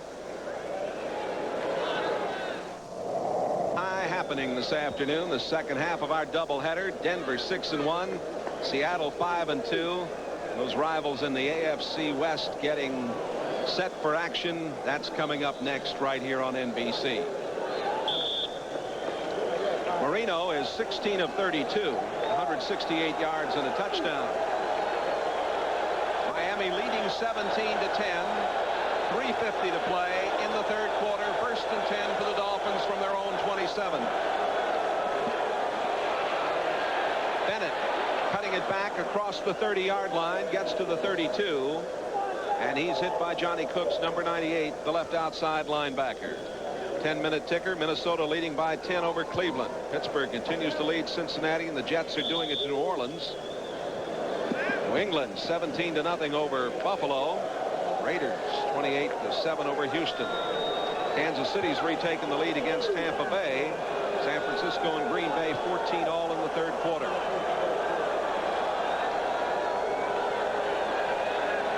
Marino, and he couldn't quite deliver it to Clayton here on the near sideline. Leonard Coleman, number 31, had the coverage over there. Coleman, who played at Vanderbilt. You know, the keys of the game for the Dolphins, I said earlier, is we take a look the matchup between Clayton and Coleman. Clayton is 5'9". Now Coleman is about 6'2". It's very tough for a tall man to stay with a small man, but they did it very well because of the defensive philosophy, and that is bend but don't break. We said Marino had to be patient. The statistics are not very good, but you have to be patient with this style of defense. Coleman from Boynton Beach went to Lake Worth High School. 3rd down over the middle. The pass going to Nathan. Nathan has got the first down. He comes across the 45. Tate Randall, number 35, makes the tackle. Let's check in with Ahmad Rashad. All right, Jay and Bob. In Houston, the Raiders' Mark Wilson finds Todd Christensen on this 3-yard touchdown. It's Christensen's 3rd touchdown of the day, the hat trick, so to speak. The Raiders lead 28-7, 3rd quarter. I didn't know that Ahmad knew anything about hockey, the hat trick. I like to see him on skates. Yeah, I would too. 1st and 10 at the 49. Pass to the man out of the backfield, Davenport. Davenport all the way down inside the 25-yard line. Tate Randall made the tackle. Davenport had only caught 1 pass coming into today's game, and that's his 2nd catch this afternoon, and a big play for Miami. What you're seeing is the Dolphins, as we look at George Hill, the defensive coordinator, go more to their backs. George Hill was the first defensive coach hired, the first coach hired by Rod Dowhauer when he came over from St. Louis. Dowhauer played against, coached against Hill when he was a defensive coordinator for the Eagles, and respected his defenses so much that he wanted him when he had the head job at the Colts. We've just seen that Marino has a lot of possibilities. Here he's on the run, and he delivered it in time. Just about the time he got to the line of scrimmage, he was able to get it off to Mark Duper. Duper written down by Dave Aarons, the linebacker, 57, but they were able to get a little bit out of it. They get some pressure on Marino and force him to move around, and then he just flicks it upfield a little bit, and Duper gets down below or before he gets the big hit. It's a nice ad-libbing there by Marino, wouldn't you say? You know, he's not a great scrambler. He does not run that well, but he can move around in the pocket, and he sees so well. You very rarely get a good shot on him. There you see his statistics. They're improving in this drive. Miami leading 17-10, 2nd and 4 at the 18. That's Bennett. Bennett cracking very close to the first down. Aarons, 57 on the tackle. They're going to spot the ball at about the 8-yard line, and I think it's enough for the first down. It is. 13-yard line. I think I said the 8 at the 13. So it'll be 1st and 10 at the 13-yard line. Bennett with 28 yards on 5 rushes today. 25 seconds remaining to be played in the 3rd quarter. Nat Moore goes. That's not Moore. It is Clayton to the left side. Duper set to the right side. And the handoff going to Davenport. Davenport gets down to about the 11. He's wrapped up by Johnny Cooks, number 98. And the clock runs down. 3 periods have gone by the boards.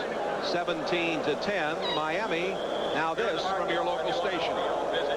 Has been visiting with Strock and head coach Don Shula. Bob, how does Shula react to 2-5 this year? You know, not very well. He doesn't know how to react to 2-5. He is not in that situation very often, but the thing he tries to do is keep his work habits good, and what he does when he's down like this is he even works harder.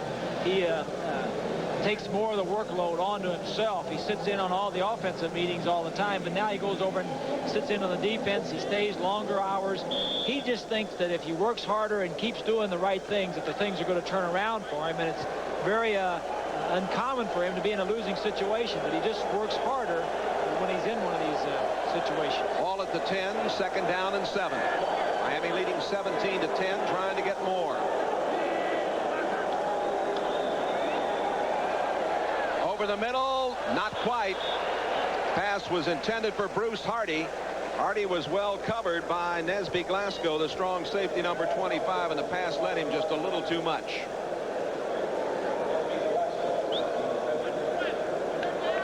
Take a look at the stats through 3 quarters of play.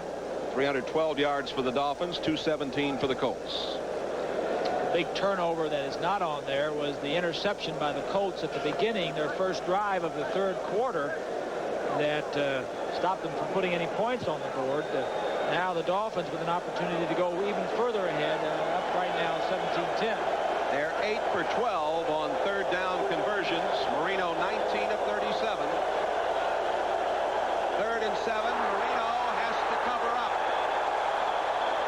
Got a poor pass from center in the shotgun.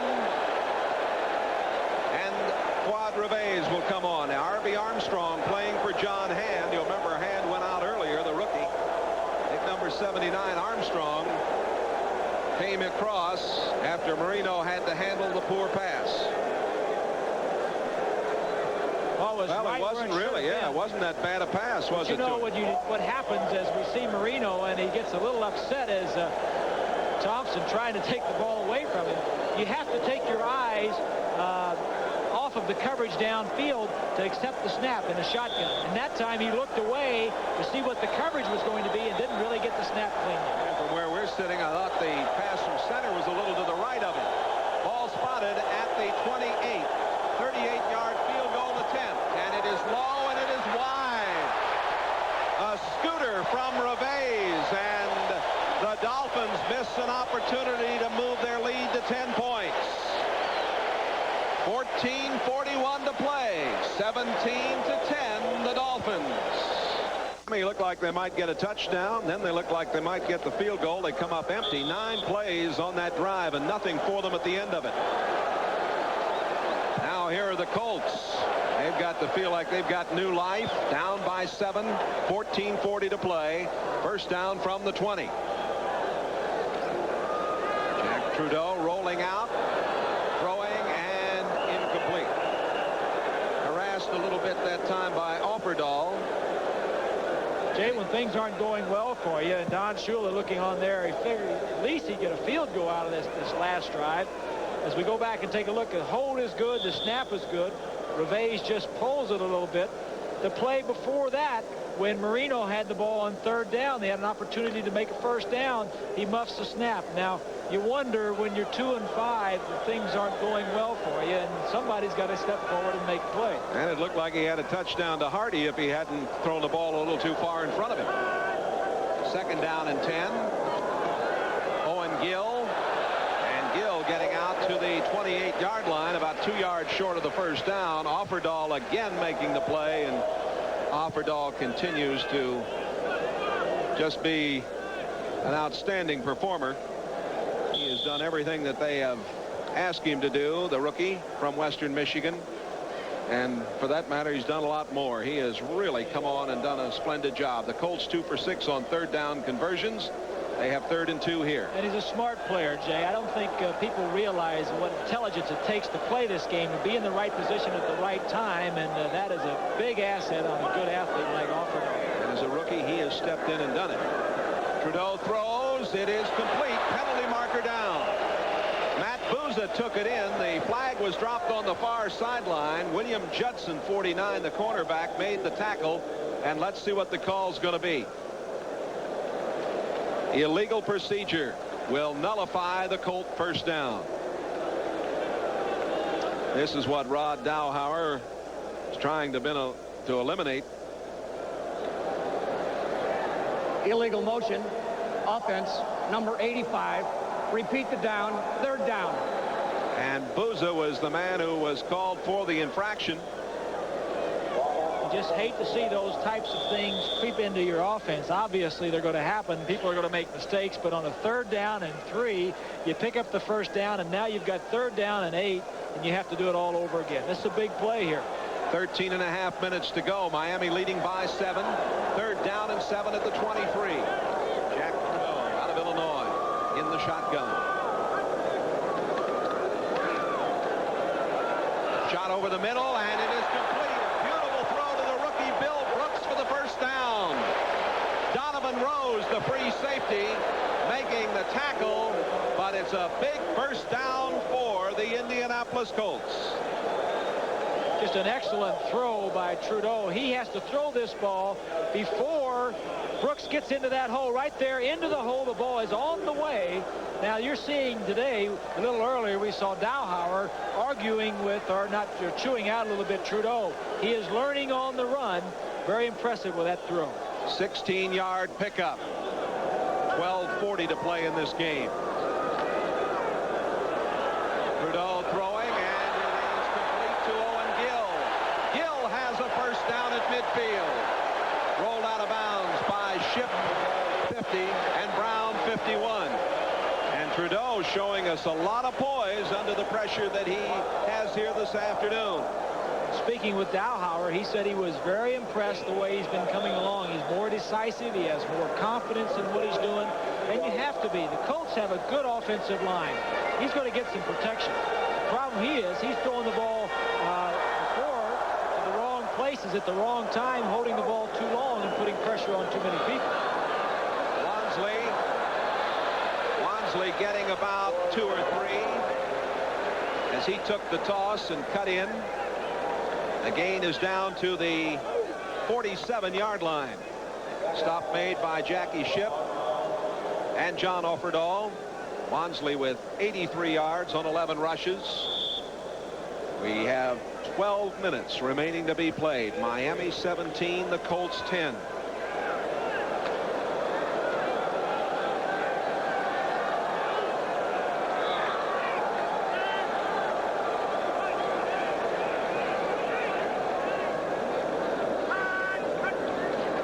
Second down and 7.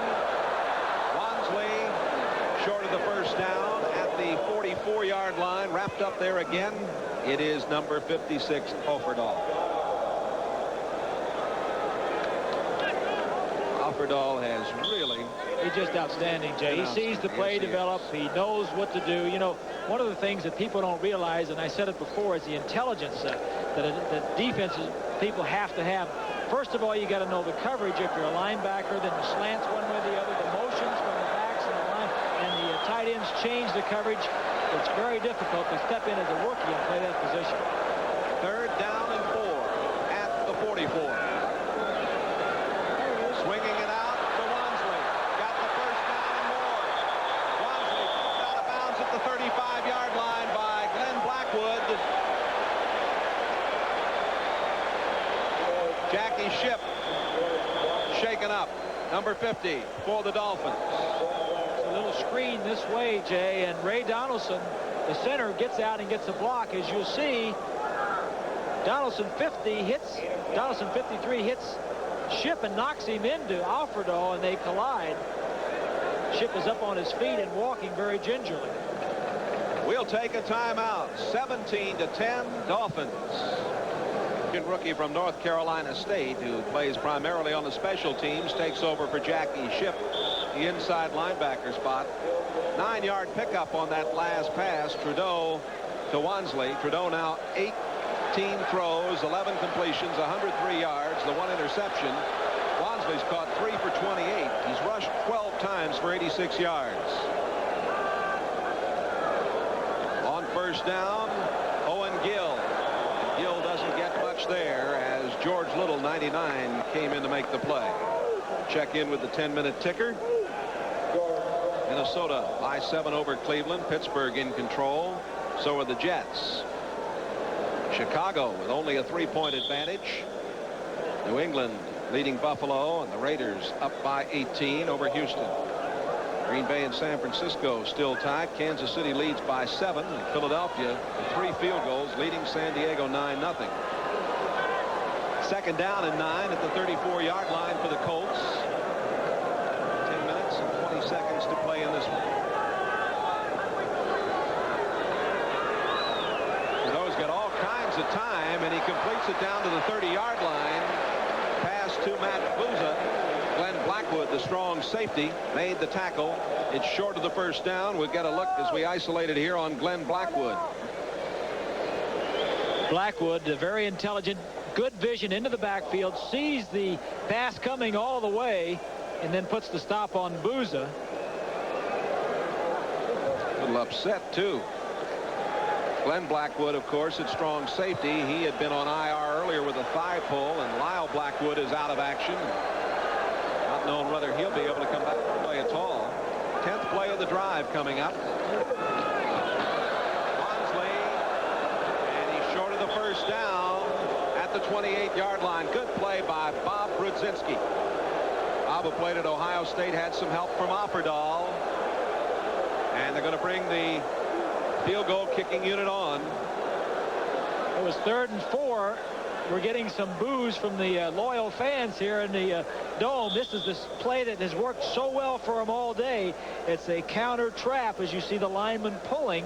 It seemed like if he would have stayed up inside, he may have gotten a little bit more yardage, but 4th down and 2, Dowhauer decides to go for the field goal. They tried to go on 4th down 17 times this year. Were successful on only 4. Biasucci from the 35. A 45-yard attempt. It is on the way, and it is good. 8:39 remaining to be played. Miami 17, the Colts 13. Binoculars. I'll have mine this Saturday when we're at the Breeders' Cup. You'll see it on NBC this Saturday afternoon. America's greatest day in thoroughbred racing. We have a steeplechase for you. Join us this Saturday. $10,250,000 up for grabs. Here is Ellis with those gloves taking this line drive kickoff back over the 20 out to the 24-yard line. Craig Ellis picked up this week. Originally a 49er back in '82 and then went up to the CFL. Orlando Lowry made the tackle. The last thing I need to do is to feel sorry for myself. Well, boy, he's a proud man, and he's certainly not accustomed to having a losing situation, and you can be sure that it will be turned around very quickly. But you know, all the great ones have to go through the downsides to enjoy the ups. A lot of talk about whether he'll be back at Miami next year. What'll be happening with his contract.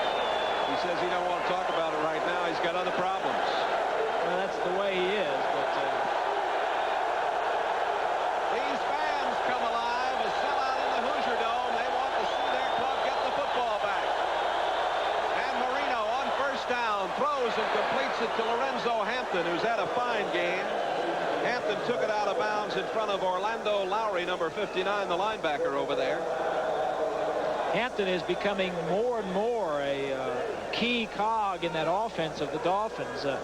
Going to him on passing plays out of the backfield, also running plays. He is the main running back now, with Nathan just going in on 2nd and 3rd down passing situations and doing a fine job.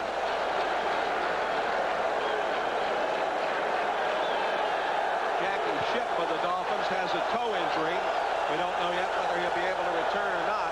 Here it is 2nd down and 2 at the 32-yard line. Marino with the pitch back to Hampton. He's got the 1st down. He crawled for the needed yardage to about the 34-yard line. Orlando Lowry making the stop. Lowry, who played at Ohio State, number 59.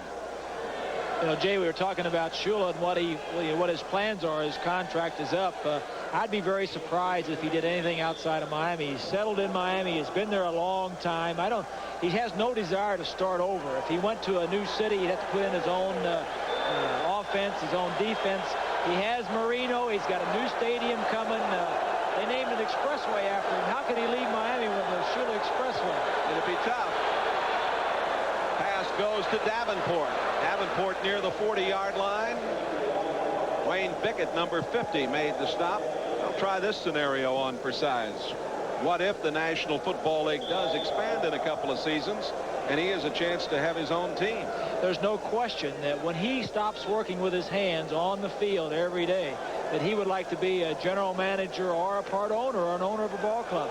I think that what Paul Brown does in Cincinnati, what Al Davis does at the Raiders, he would like to keep his hands in it. He's been a great driving force for this league, and he's certainly been a big part of it.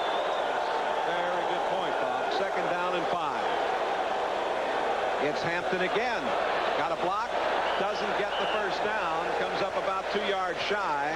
Leonard Coleman, 31, making the tackle over there with help from Lowry, 59. Ticker time. Minnesota by 7. Pittsburgh winning. The Jets are leading New Orleans in the 4th period. Chicago trying to hold on against Detroit. Raiders 28-17 over Houston. 14-14 San Francisco and Green Bay.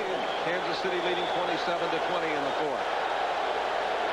Miami 8 for 13 on 3rd down conversions this afternoon. This is a big one for them if they want to keep it. The Colts are the 4th best team defensively on 3rd down in the National Football League, so it's very tough.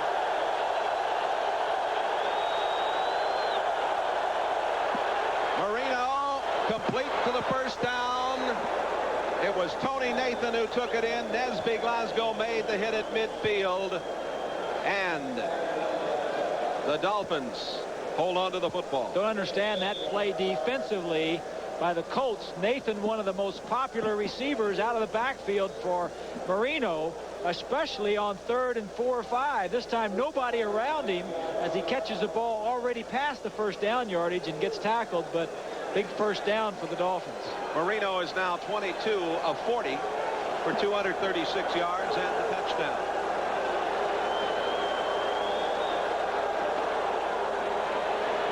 Davenport hit down at the 48-yard line by Cliff Odom, and he was down before he went out of bounds, so the clock keeps running at 5:10 left to play.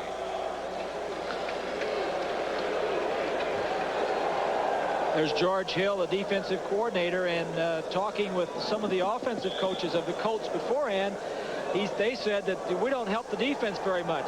They've given the ball away more than any other team in the National Football League, and they put their defense in difficult situations. His defense is doing a nice job today against the Dolphins. Second down and 8. Marino going long. He's got a man right at the last second. It is batted away by Tate Randall. Mark Duper was in the clear. Randall batted that ball away. I think that just bounced off of his face mask, Jay, or his shoulder. Well, let's see. It looked like Randall might have bothered him. I thought maybe Randall got a hand on it. Maybe he didn't. No, he didn't. Right off his face mask, and we saw earlier in the game on the other side where a little out and up beat Daniel. This time they were a little out and up on Coleman. This defense of the Colts plays deep zone, but they settle. They settle, and then the Dolphins and Shula got to play in at the right time, just didn't execute. They missed a big chance to connect there. It looked to me for a minute like the ball had been batted, but certainly the replay showed it wasn't. Third down and 8.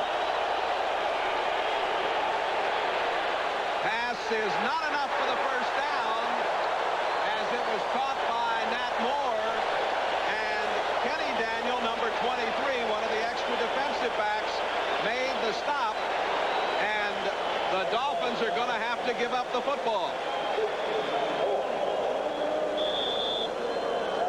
Crossing pattern, hoping to get the ball to Nat Moore. Hope doing a nice job. As you see the two receivers crossing, they hope to rub off the defensive back on the confusion. At the time it didn't work. There's the punting comparisons. Roby 3 punts as long as 51. Roby out kicking Stark today with a 48.3 average.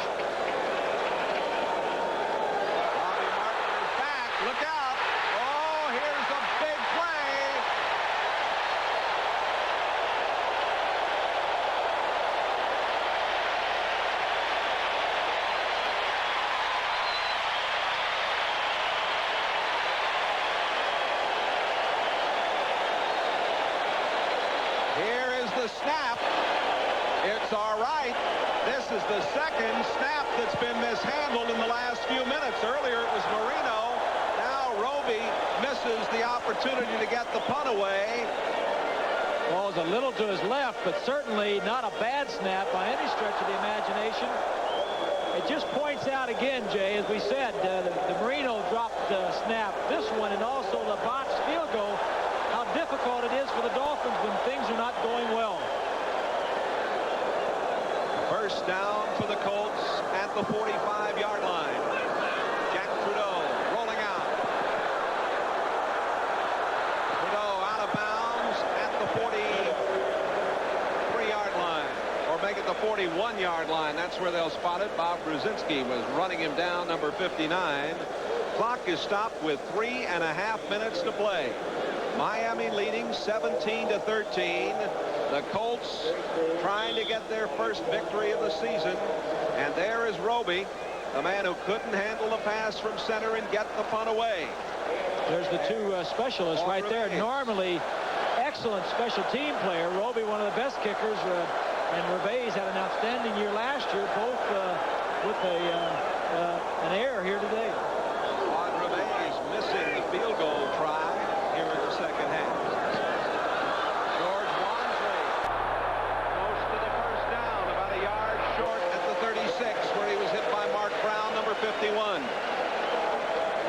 Jackie Shipp is back in the game. We'll remind you again, he has an injured toe, but is back in there, number 50. Clock running now as we come down to the 3-minute mark in this one.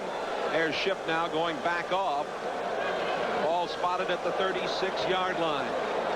The Colts hoping to get their first victory. And it would be a terrible disappointment for Don Shula's Dolphins to lose this one.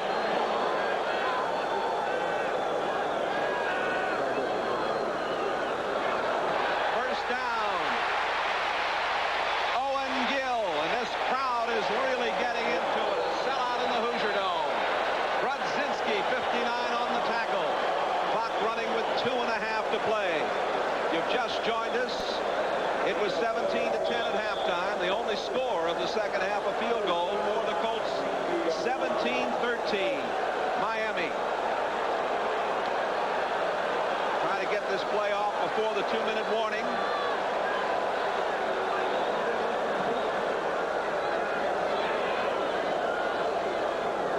No, hands it to Wansley. Looks there. Maybe a yard at the most. And the clock stopped with 2 minutes left to play. Both clubs have 3 timeouts remaining. Miami leading 17-13. Score here. Time might have run out for Miami. They lead at 17-13. Shula says that we need our respectability. We need to gain some respect around the league, and coming up and playing the Colts in their own backyard. The Colts have played better here than they have anywhere else. They're 4-4 here last year, and they've played well, but have lost the games in the Dome so far this year. But certainly this is one that the Dolphins have to win. Their schedule lightens up the next 3 or 4 weeks, and then it toughens up again. But they've got to have a string going as we look at Gary Hogaboom, wondering when he might be back. Hogaboom starts to throw again next week, they hope. There he is. You saw Don Shula, his team 2-5, their worst record since '69. That was before Shula started coaching the Dolphins. They're hoping for their 200th win here this afternoon. The Colts have lost 12 straight to the Dolphins. Their last win in Miami, 1980, 30-17. It is 17-13 Miami. Second down and 9 for the Colts. 2 minutes to play. The ball at the 31-yard line of Miami for Indianapolis.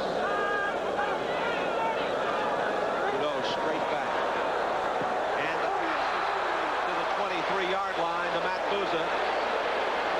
He went down at the 24 on the comebacker as Langford, 44, made the tackle. Langford is complaining that Bouza pushed off of him. There's the one jam. Now that's incidental. That's not enough to call anything. Short yardage, third and maybe yard and a half, 2 yards for a big first down. Remember, the Colts need a touchdown, not a field goal, so this is 4-down territory. You've got 2 downs to pick up this first down. Clock running now with 1 minute and 15 to play. Both teams with their 3 timeouts remaining. On 3rd down and 2, a call on Wansley. Didn't get it, and now they're going to have to call timeout. You surprised they ran the ball there? No, I'm not surprised. They've got 2 downs, and if you got 2 running downs to pick it up, and that's the right call. We'll be back with more right after this. Jay Randolph, we're going to the wire in this one. Miami leading, but the Colts knocking on the door.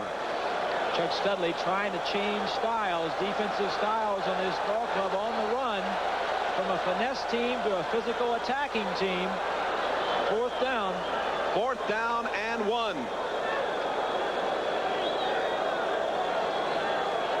And let's see, did Wansley get there? He met Offerdahl right at the line, and I don't know. Well, Miami says he didn't get there. It is going to be very, very close.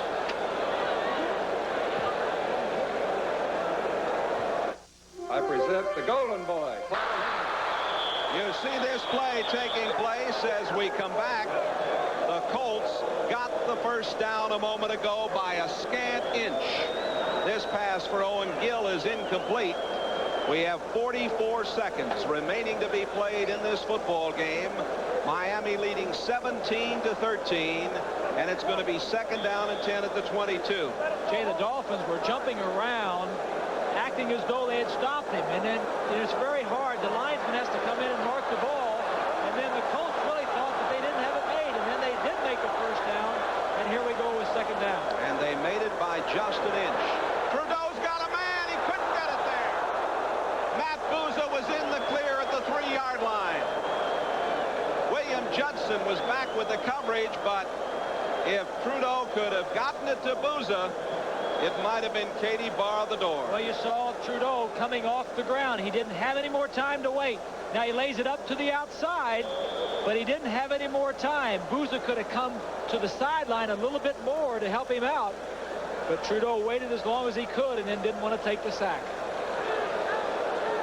Third down and 10. Field goal doesn't do the Colts any good. Miami leads at 17-13 with 39 seconds remaining.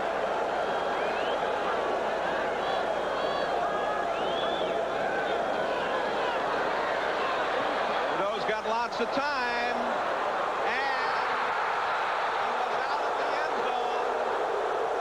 Walter Murray, the rookie from Hawaii, made the catch. William Judson there with him, but no question he was on the white. Judson just missed the ball. 2 feet need to be in bounds, and he was clearly out. They show the play on the giant screen here, and the folks calm down a little bit. Trudeau now 13 out of 23, 116 yards. Well, this is the ball game for the Colts and the Dolphins right here. For Shula and Studley, this is the ball game right here. 4th down and 10. The Colts need a touchdown. 33 seconds. Trudeau operating from the shotgun, may have called an audible right there. And a little shot comes out to Owen Gill. He does not have the first down. A tremendous play by guess who? John Offerdahl, number 56. And if it had not been for Offerdahl, we would still have this one going. Offerdahl was the man that made the hit on the 4th and 1 play earlier. They just barely made the first down, and here we are, the left side. Offerdahl, as Gill starts in and goes back to the outside. Now he has him beat, but he needs 10 yards, and Offerdahl gets there with his hustle, enough time to stop him from making the first down. It's all right to get beat, just get up and make the play, and that's what the attitude and the desire of John Offerdahl did on that play, and it's really becoming contagious with the Miami Dolphins. Well, you've got to say that the Indianapolis club hung in here very, very tough. They got the opportunity to get their first victory, didn't quite do it. And now we will go through the ceremonial function of ending this one. Well, I wonder who is going to have the happy locker room. Obviously, the Dolphins are going to win it, but I don't know how happy Shula is going to be about it, because you came up here with an 0-7 team, and you have to fight and scratch the last play to get the win. And on the other side, Dowhauer is going to go in as a loser, but he has to be pretty pleased playing the Dolphins as strongly as he did right up to the final. The Colts will meet the Cleveland Browns here at 1 o'clock next week. And, of course, the Browns playing in Minnesota today. And the Dolphins will go against the Houston Oilers in the Orange Bowl at 1 o'clock Eastern Time. Houston meeting the Raiders today. This is the 35th meeting between these two clubs, and the Dolphins with the win will be 26-9, including that 30-10 win at Miami in week 2 when Hogaboom went down with the shoulder separation in the 3rd quarter. And they will have now lost 13 straight to Miami. That's the longest streak to a single team in the National Football League. It'll be 18 out of the last 19 also, so the Dolphins have really dominated the series over the last 10 years. The Colts only have 1 timeout remaining. We have 13 seconds left to play. Miami's going to win it 17-13. I can't help but think too, Jay, as we